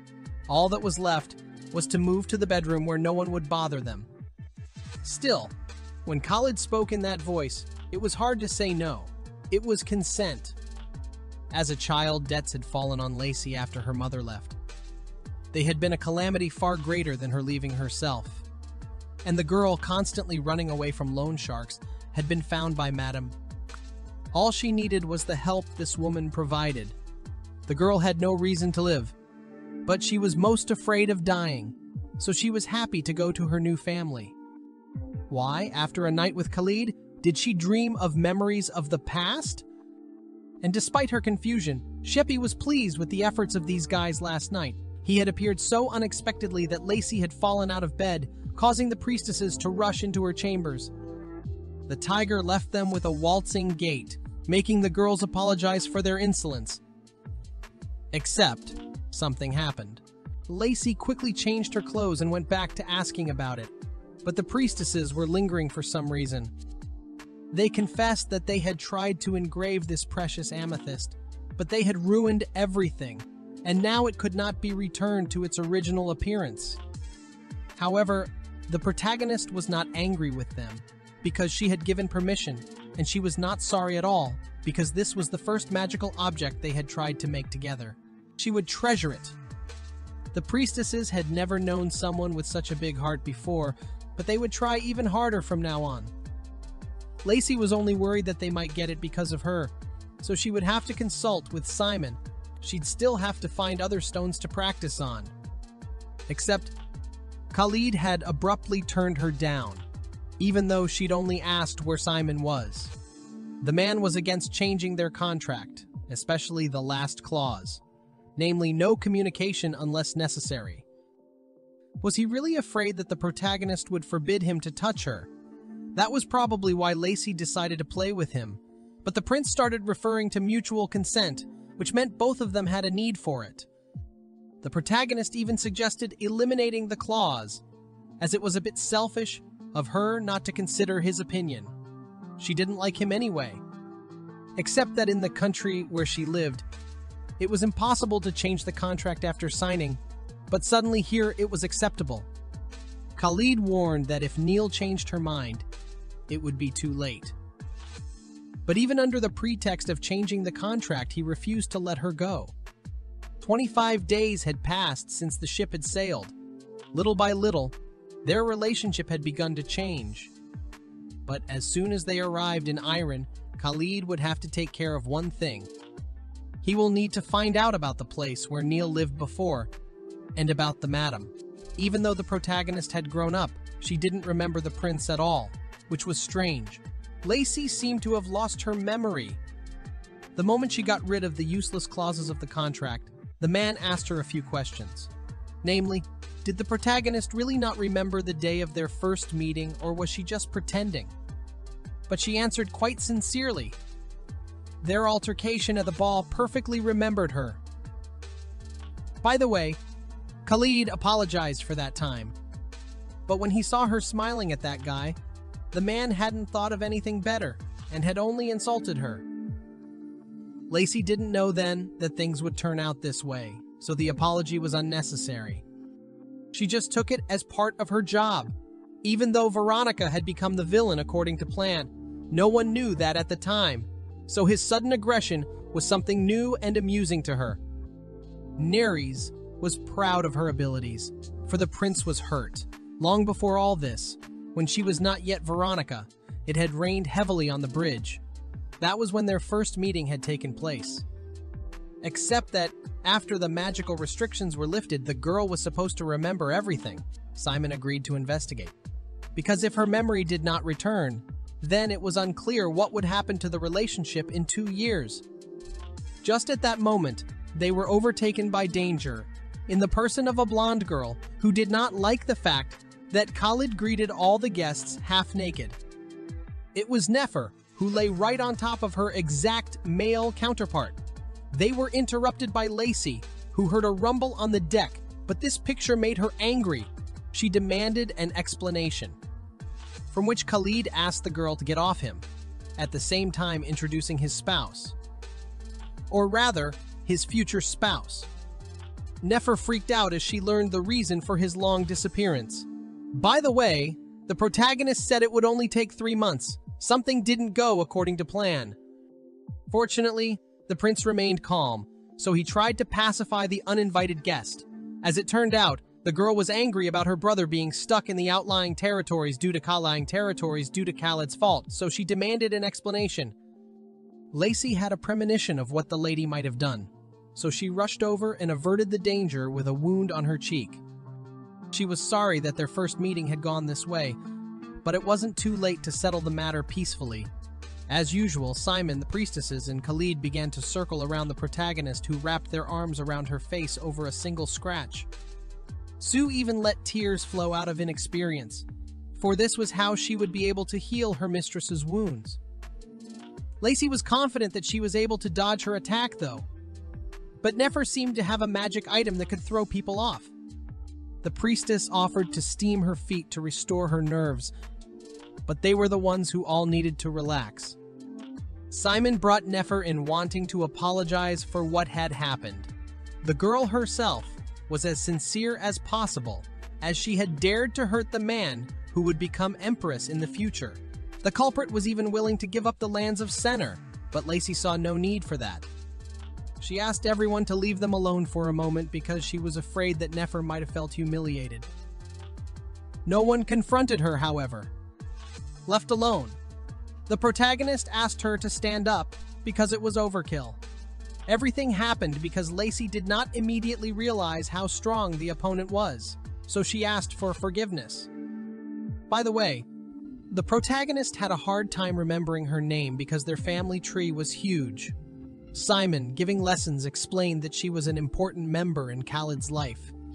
His cousin. Nefer was a dark warrior defending Sennar, the borderlands in southern Iran, so that flattered the girl, but her first impression was softened, since they might have a shared secret from the rest of the imperial family. Moreover, Lacey thought it was unacceptable to start a scandal. To think she was hovering her feet, all because of such a small scratch. Nefer was in a state of shock, to say the least. She thought that since Neres was her selfish cousin's consort, she was no different from him, but it was the opposite. The girl had a mysterious and mesmerizing charm in her eyes, and her outfit matched the color of her violet eyes so perfectly. But more importantly, there was an aura of benevolence emanating from her. So Nefer resented her, not understanding the reason why such a girl would agree to marry her. Khalid appeared just in time.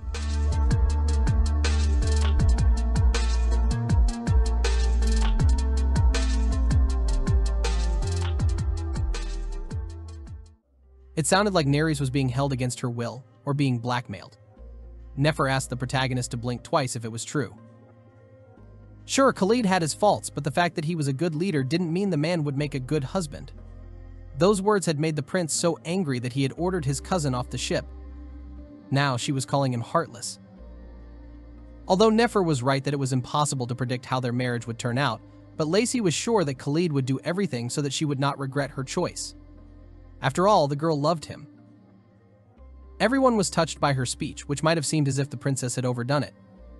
However, that didn't stop the future emperor from declaring his love to her once again. Lacey was afraid that her true feelings would come out and one day he would realize everything. But some part of her wished it would happen. If only she could secretly communicate her feelings to him. Nefer couldn't believe her eyes, but Simon asked her to come out in time. As it turned out, he had something to tell her. The man wondered if this princess should have been assigned a priestess, at least until she arrived before Anan. Nefer didn't see the need for it since she wasn't that powerful. It would be another matter if the priest would be Simon. Khalid's right hand objected to her words, but it was only a joke. The princess asked to bring the twins to her as she missed them. The feeling was stronger for Simon, though. Nefer was glad to see the man after all these years, as he was actually. The silly man pretended as if he didn't notice her hints, but quickly glossed over the topic. She mentioned that about 3 weeks ago she had heard from her brother in Sarajevo, on whose border something strange seemed to have been going on lately. Namely, mutants were starting to attack less frequently, and this would probably be the calm before the storm. People not versed in the situation claimed that this was a sign that the curse was weakening. By the way, the ship had crossed the border about 3 weeks ago. The number of mutants had been dreaming since the dragon appeared. One could only hope it was just a coincidence. Nefer wondered why it took them so long to get back, to which Simon did not give a definite answer. Meanwhile, Khalid made excuses to his future spouse, explaining that he owed nothing to Nefer, even though he might have embellished the truth a bit. For example, the man could tell her that they fell in love, but their love was not destined to happen, yet the couple kept fighting. Except the princess wouldn't have believed it. If Khalid had shared that he had been searching for Lacey for the past 2 years, she wouldn't have even believed it. It didn't make any difference, though, and the man liked to keep quiet. Especially since his words could somehow limit the protagonist, who preferred freedom. It was difficult for him to be honest with her, since he was afraid of her escape. Of the two of them, Khalid was the only one who kept a 10-year-old promise. He was willing to wait until the end of days for the girl's memories to return to him, just as he had waited those 2 years in Weldon. Waiting was nothing compared to the joy her existence brought him. So her being around would be enough. Neres didn't have to worry about Nefer because they had things to do now. He had made her promise that the girl wouldn't get hurt again, so now they could move to the bed. Khalid didn't resist either. After all, her word was law on this ship. She was allowed to do anything except abandon the prince. But there was no reason for Lacey to do that, since they were already bound in love. The man asked for one more thing. He forbade her to speak of her love in front of other people. Left alone, the protagonist sank into thought. She had strange dreams every time she spent the night with Khalid. Could these be coincidences from horoscopes? Simon and Nefer had never mentioned such a thing, though, so Lacey decided to talk it over with the prince. What if everyone knew something she didn't realize? Her husband-to-be's sister had caught the girl appearing from no clear place. It didn't matter how she did it. Nefer had begged Her Highness to hide her because they, meaning the priestesses, wouldn't leave her alone. She had indeed turned out to be a free-spirited little thing, but now the issue was different. The princess realized that Neres was worried about something.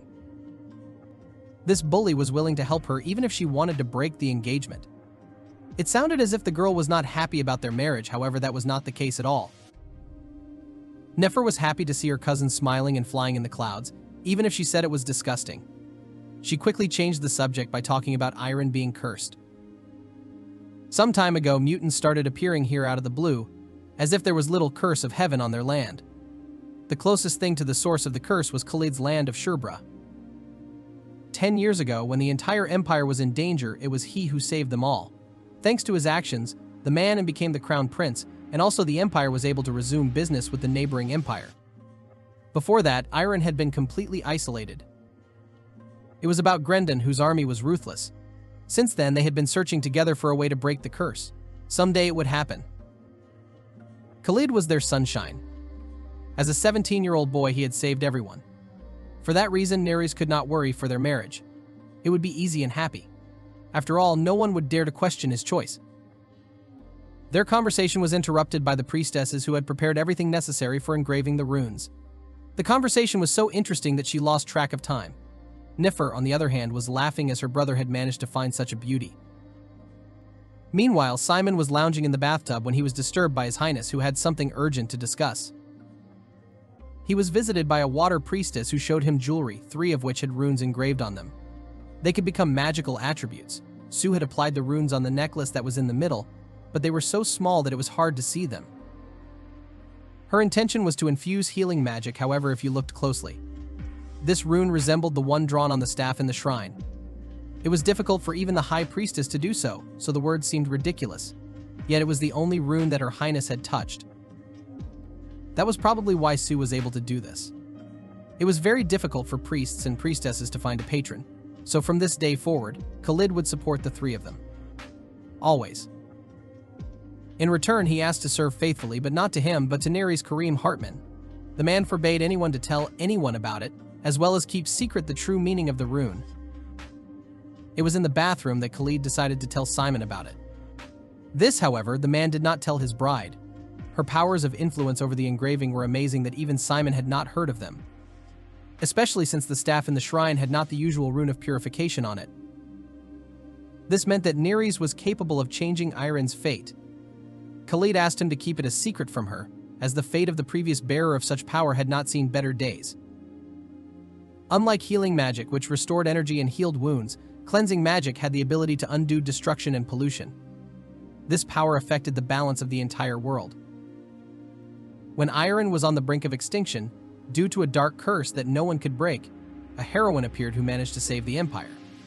Without a second's hesitation, she sacrificed herself to awaken the powers of purifying magic. In the end, her actions cost her dearly. Empress Ramesses had to carry the burden of the entire empire on her shoulders alone. If at least her consort could create magical items, it would have been much easier for her. But Khalid's calmness suggested to Simon that he already knew of his bride's abilities. As it turned out, the man had even given hints to direct his actions in another direction. For example, to a woman he liked. The prince would not change his mind, but he would not tell Nerys either. However, he was tensed by the distrust of Simon el-Saka, who served the imperial family.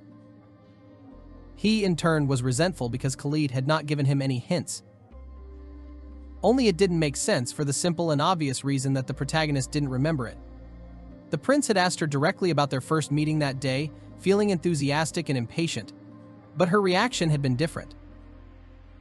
Khalid couldn't even forget the sound of the rain, the noise of the river, and her voice from that day. It had been amazing. Lacey, on the other hand, burst out laughing as she was ashamed of her appearance. The next day was all everyone talked about, and to hide the embarrassing fact, she called herself Brianna. They were talking about different memories. The girl even remembered jumping off a bridge 7 years ago. The man wouldn't give details, so it was hard for her to believe.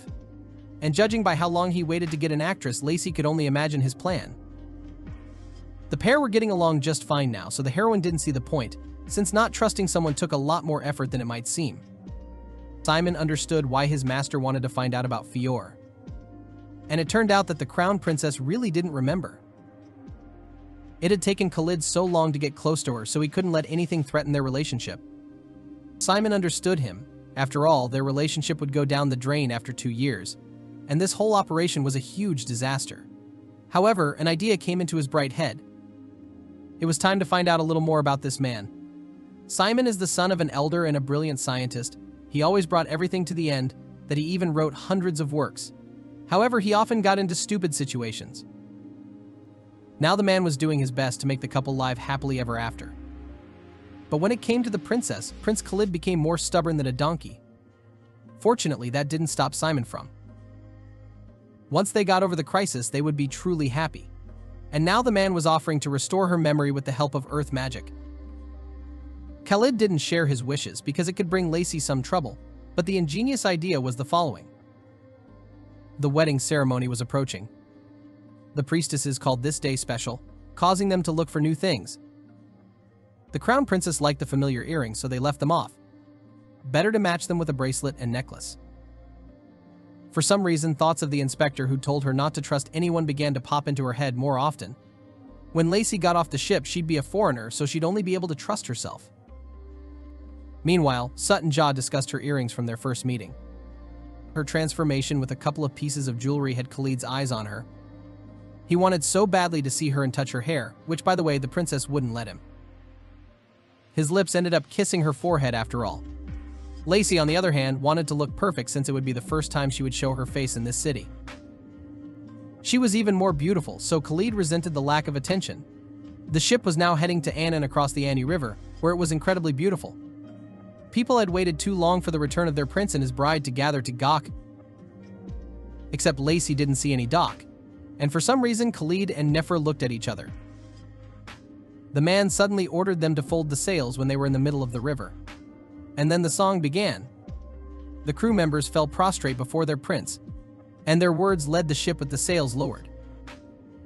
Sirim Khalid Hartman receiving the benefits of magic born in the magical void, and the mysterious woman who caught the dragon's attention with eyes the color of amethyst. Fate had arranged it, as if she was waiting for a prince who had not been allowed to return home for a very long time. Have there ever been such beautiful stories? The protagonist is sure to succeed, especially thanks to the help of the man beside her. The prince proposed to go together, asking his bride to close her eyes and count to 7, while mentally the girl called him her soulmate and future emperor. Lacey loved him, and was in this place for that reason. On the 7th count, the man, while in the imperial city, solemnly announced that he, Khalid Sirim Hartman, had returned with the most stunning bride he would spend his entire life with. A breathtaking view of the imperial palace of Iron opened up before the protagonist. And somewhere down there, Emperor Senet Sirim Hartman and Empress Kaka Karim Hartman sat on the throne. Beside them, Prince Surid Hartman was greeting the newcomers with a beaming smile. Lacey was now confused, but Khalid continued to report on the errand and the gems from the other country. Senet interrupted his son, as he thought something else should have been told. Namely about the foreign girl. Realizing his mistake, Khalid gave an unconcerned gasp. He put his arm around her waist and introduced Neres Karim Hartman, the woman who would become his wife. Someone's voice exclaimed that they should have made the announcement and organized the crown prince's wedding. To come back with a bride and not say a word was quite sad. So this old man burned with anger and charged the rascal for his transgression. It was Cyrus, the high priest of fire. However, no such need was seen by the other man, Simon's father, Kashim el-Saka. There was talk of their wedding, and Khalid and Lacey didn't understand why there was such a rush. It even came to the high priest of water. The protagonist asked her future spouse why everyone was so excited, to which he answered her, mentioning his conservatism. And while they were whispering, the hyperactive guys couldn't believe their eyes after noticing this harmony. They would definitely speed up now. There was one thing Lacey didn't need to doubt, and that was his modesty. But there was something she wasn't sure about, and what's more, these men were definitely not fighting the real Khalid. Neres was approached by Kalka, interested in the meaning of the girl's name. By the way, it seemed to her that there was a strained relationship between her and the prince. She was named after the goddess of the seas, also known as Onden in the north and Derkito in the south. The Empress hoped that the protagonist would have the same ending as her. All 3 names belonged to the legendary goddess of the seas. Iron was originally a federation created by one of the 4 royal families, and in different regions had different legends about her. The legends of the south and north were about a silly or unhappy love story, but the legend of Neres, the goddess of the seas, was more cheerful. It was something like a fairy tale, telling how a girl fell in love with a man and was able to cope with the fact that the other gods did not accept this love. However, they lived happily ever after. But for some reason, Khalid's mother's face began to look sad, as if something was bothering her. Lacey thought it best not to make matters worse, so she took her hands in hers and spoke, doubting that her words would have reassured Her Majesty. But if the Empress gives her a blessing, it would definitely be a great start to this marriage. Kalka exhaled in relief, obeying Lacey. After all, she had been looking forward to this marriage so much. The imperial family had welcomed a new member into the family. Somewhere on the shore, a certain someone was regretting what her master had to endure. Not much time had passed since the birth, but serving this man to both the woman and her child had brought great joy. The possessor of the dark and mysterious aura was curious about what she had seen today, so he asked. The woman announced that the crown prince and his bride had arrived at the imperial castle. Moreover, this lady even knew that together with the priestesses, the princess had tried to engrave the rune on the gemstones. She managed to engrave the ship's rune, but she still couldn't do anything divine. It looked like it would take Lacey a while before she could cast complex spells. The Lord noted that this was going to take longer than he expected, making their plan much more difficult. Blinded by her desires, the woman suggested that the man attack during the wedding ceremony, which would be a great chance since everyone would let their guard down during the festival celebrations. And since Lana would soon be off to guard the border, they would have one less experienced warrior. The Lord agreed, for it would be a great gift for Khalid. Her Highness was getting more frequent compliments, especially since she had been able to settle things so easily with Lana. The warrior sobbed because she had sworn to be her personal knight, but now she would have to leave before her wedding ceremony, for which the girl was incredibly ashamed. Lacey asked her to stop as Lara was the head of the Sorber Guard, which was her duty. The protagonist asked her to stand up and make her some promise as a knight. Until her return, the girl would have to take care of herself so that she would not get hurt anywhere. After these words, Lana's tears turned into a shimmer. She took her return without a scratch as an order, causing Sana and Nefer to watch this scene with open mouths. Now that the girl was off to defend the border, Nefer was worried that Khalid too, would leave the palace right after the wedding. Of course, it was all happening so quickly, but holding a wedding celebration for only 3 days was too little. Lacey was of a different opinion, by the way. There were too many eyes following her here, so it would be much easier for her when they left for Sherbra, since there weren't so many people there. Still, the protagonist felt bad that she wouldn't get to learn a bit more about this place before they left. Nefer tried to comfort her with the fact that Khalid hadn't spent much time here as a child. It was true that he had been born in this place, but because of his unstable powers, the lad had spent most of his adolescence in isolation in the water sanctuary. The prince possessed such powerful magic that this power took its toll on him. As Nefer knew, the deceased empress had helped Khalid greatly, and as a result he had learned to control the enormous flow of magic flowing through his body. And although the man wore many different items suppressing the potential as a precaution, the girl was sure that Neres had seen for herself that he was overflowing with mana. It even pissed her off how awesome Khalid was. Lacey, on the other hand, wondered if his horoscope compatibility helped him. The boat finally arrived at the place where the prince had grown up and where their wedding ceremony would take place. The water sanctuary was breathtaking. The mural inside depicted the story of Iron's origins and the creation of this place. This was the only place to see this relic. Simon had described it once, but to see it in person was amazing. However, something seemed painfully familiar to the protagonist. She thought of a rainy day when she was a little girl and couldn't understand what the boy was saying. He was asking her to wait for him. Lacey recognized him as Khalid. It had been like an illusion or a dream, but now she was haunted by more questions. Neres was met by a prince who clearly remembered what she had forgotten. The man had asked her this question again and again, and each time the protagonist had been sure of her answer. But now she was forced to doubt everything, even her own memories. Her body shuddered, and the words tumbled out of her mouth. Why was Khalid there? Since her mother's death, Lacey had done nothing but wait. Just for what? For her mother's return, or a death that could free her from the debts her mother had left behind. What his heart desired was the boy that had appeared to the little girl one day and immediately disappeared like a miracle. Everything she did was for him. Lacey had to survive if she wanted to see him again. Even if it meant wandering the dirty streets and begging for money, she was going to do anything to survive. So someone who called the little girl master asked her to let go of her worries because there would still come a day when she would team up with them again. Lacey told herself that she would do anything to wait for that moment. Remembering their interaction, the protagonist finally woke up. Sitting next to her was the girl who had been honored to meet Her Highness. Her name was Shakira, the High Priestess of Earth. And yes, she was the wife of that man with the loud voice. It seemed Lacey was that predictable. The protagonist looked around the room for the crown prince. Shakira let her know that the man wanted to stay with her until she woke up, but he had no choice because he had been summoned by the emperor. Her words roused the girl who, out of embarrassment, began to make excuses as if she hadn't missed him. Moreover, she had dreamed of him. Only the priestess refuted her speculation about the dream, for it was a fragment of forgotten memories. And to be fair, the crown prince knew about it, and Shakira had only planned to help Lacey get her memory back on their wedding day. But it seems the will of the protagonist was stronger and was already starting to push her mistress. Though she still wasn't sure exactly what she saw, because whoever was responsible for the loss of her memories had made sure that Lacey would never be able to reassemble all the fragments. To wake her up, the priestess had to look into her thoughts, which were more detailed than expected. Shakira wasn't sure what had been done to the little girl, but it had obviously been going on for a long time. And that man had always told her to take away other people's things, but at the same time, not to let anyone take away something of her own. For a whole decade, those men had been her only family, so the pain of the realization was shattering. It could be seen as an illness that Lacey had suffered from for far too long. Now it would take her time to recover, but it wasn't incurable. The protagonist wished to find a way out, but the women were interrupted by Khalid suddenly bursting in.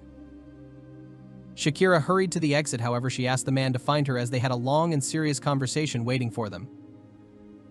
For some reason, Lacey couldn't look him in the eye, so Khalid reached for her, wondering if she'd slept well. Tears rolled down her face at not knowing what to say. There were so many questions the heroine wanted to ask him. What was he doing that day? Why did the boy look so desperate? And why had he suddenly disappeared? Now somehow, magically, Khalid had managed to find her. So what had it been like for him during the time she'd been unconscious? Lacey forbade herself from getting emotional just because her memories were coming back to her. She even thought she looked silly now, but he didn't care.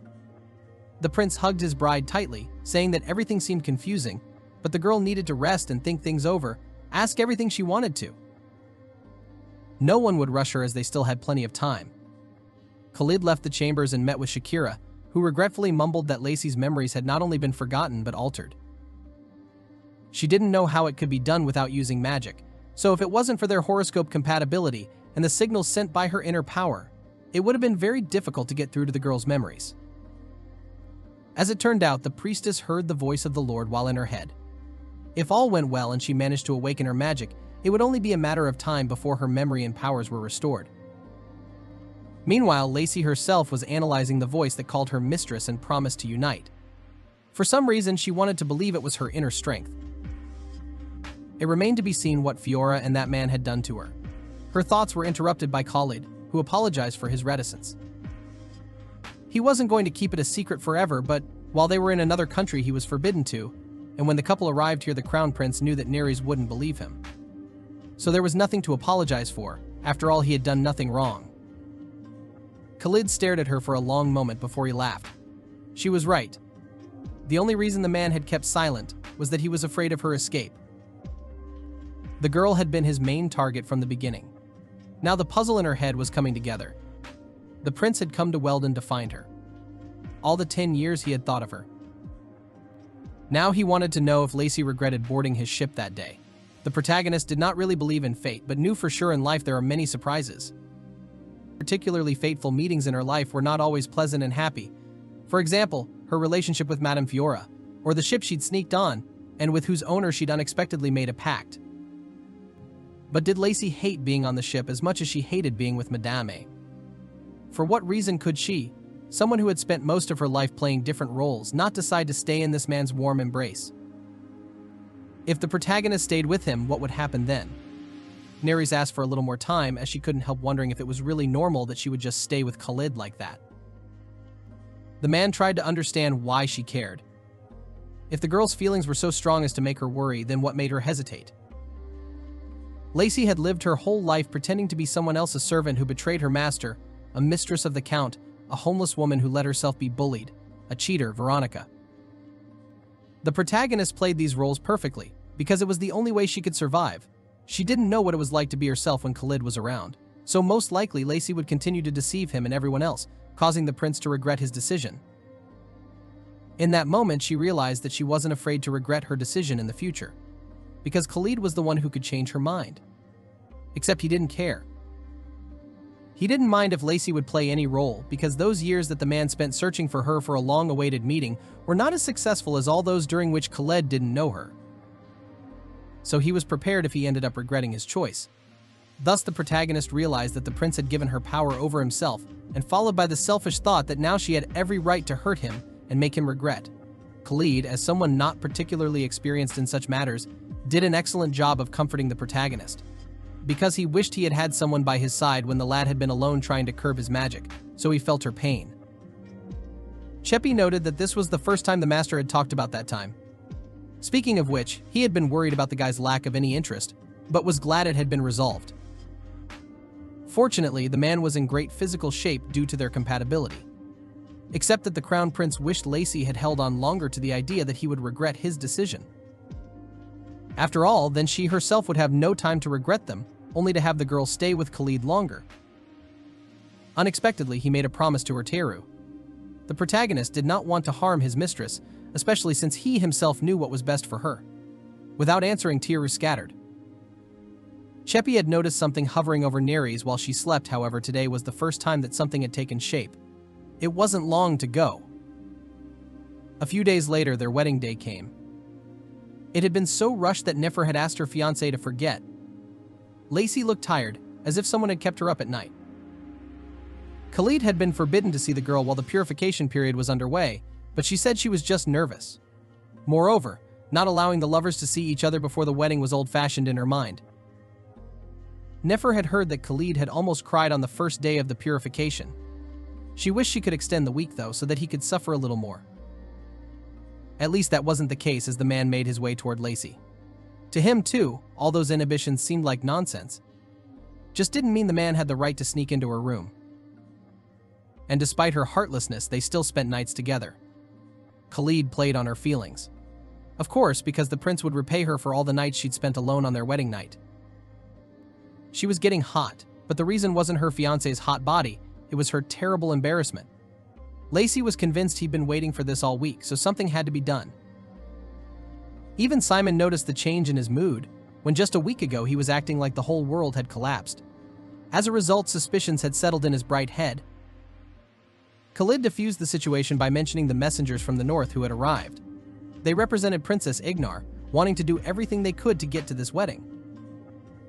After all, it was a great honor to be invited to the wedding of a member of the Iron royal family, something usually only close relatives are granted. However, since the bride's parents wouldn't be able to attend the wedding, their seats were given to the Eastern Prince Khalifa and Nefer from the south. It was only the representatives from the north who did not receive an invitation. They already had strained relations with King Ignarte, so without an invitation it could have gotten even worse. However, Khalid had never been sure of their relationship at all. Simon had insisted, since Princess Ignarte was betrothed to Prince Surid, and the kingdom of Ignarte guarded their northern border and water sanctuary. If the High Priestess of Water promised Ignar a place, what did she herself think about that? By the way, Metis wasn't always burning to fulfill her kin's requests. She had always asked Khalid to remember those who had sacrificed themselves for him. They could not allow her death to be wasted. Namely, the main character's grandmother had given her life, and for some reason his words made her hatred flare up with renewed vigor. After a time, Princess Ignar thanked His Eminence for this meeting. The girl wanted to meet with Metis, the priestess of water, because her father was troubled by the current situation. The border of Iron was guarded by the warriors of Sherbra in the west, Hazak in the east, Sinar in the south, and the kingdom of Ignarte in the north. However, the North's contribution to the defense of their borders was not taken into account at all when guests were invited to the royal wedding. Ignar came to see if the High Priestess of Water could be a little more lenient to Ignarte. To her dismay, Metis refused to give them an invitation. It is impossible to change the decision made by the imperial family, the council, and the four saints right on the day of the wedding ceremony. However, things could change if a seat suddenly became available. Ignar thanked the woman, instantly rushing to the exit, but for some reason Metis thought she was stupid. The princess was very much like her mother Ramethes, who had died because of that bloodthirsty monster. Meanwhile, Lacey was running through her head thinking about the rituals they would have to go through during the ceremony. Thinking about Khalid, however, was much better. It made her laugh that he could explode with anger more than once. Her eyes considered the image of Karim, goddess of the seas and ancestor of the kingdom of Iron. She had fallen in love with Sirim, the sun god, and their children had founded the empire now known as Iron. Sirim and Kareem were inseparable because of their sincere love. And if Lacey remembered correctly, only the heirs to the throne could receive those two names, just like hers. Her attention was drawn to the blue glow, so she could no longer write it off as a coincidence. Did Lacey remember the first time she had summoned her Terra? Khalid had asked her that question, curious as to how the girl felt when she said her first word or took her first steps. At some point, a person gets used to the presence of a Thera, which was like an instinct. It was the same for her. Except Lacey had always ignored it. A voice told the little girl that she would never find her mom, begging her to listen to it. The dead don't come back to life. In the end, it didn't help her in any way, as it was saying things that Lacey didn't want to hear about. When her teacher had erased the heroine's memories, the voice in her head was just a strange noise to her. But now she was trying to get her memories back, and thankfully Teru didn't hate her. Her light movements played with the master's body, but the long-awaited encounter made Lacey's tears unfold. The siren that appeared before her thought there was no one that the name Kareem suited more than the protagonist. The same name was borne by the goddess of the seas and the bride that crossed the ocean for her beloved. Their embrace triggered a release of tremendous energy that Khalid felt. So, we look forward to your comments about this story. To not miss new videos, please subscribe to notifications. Thanks for watching.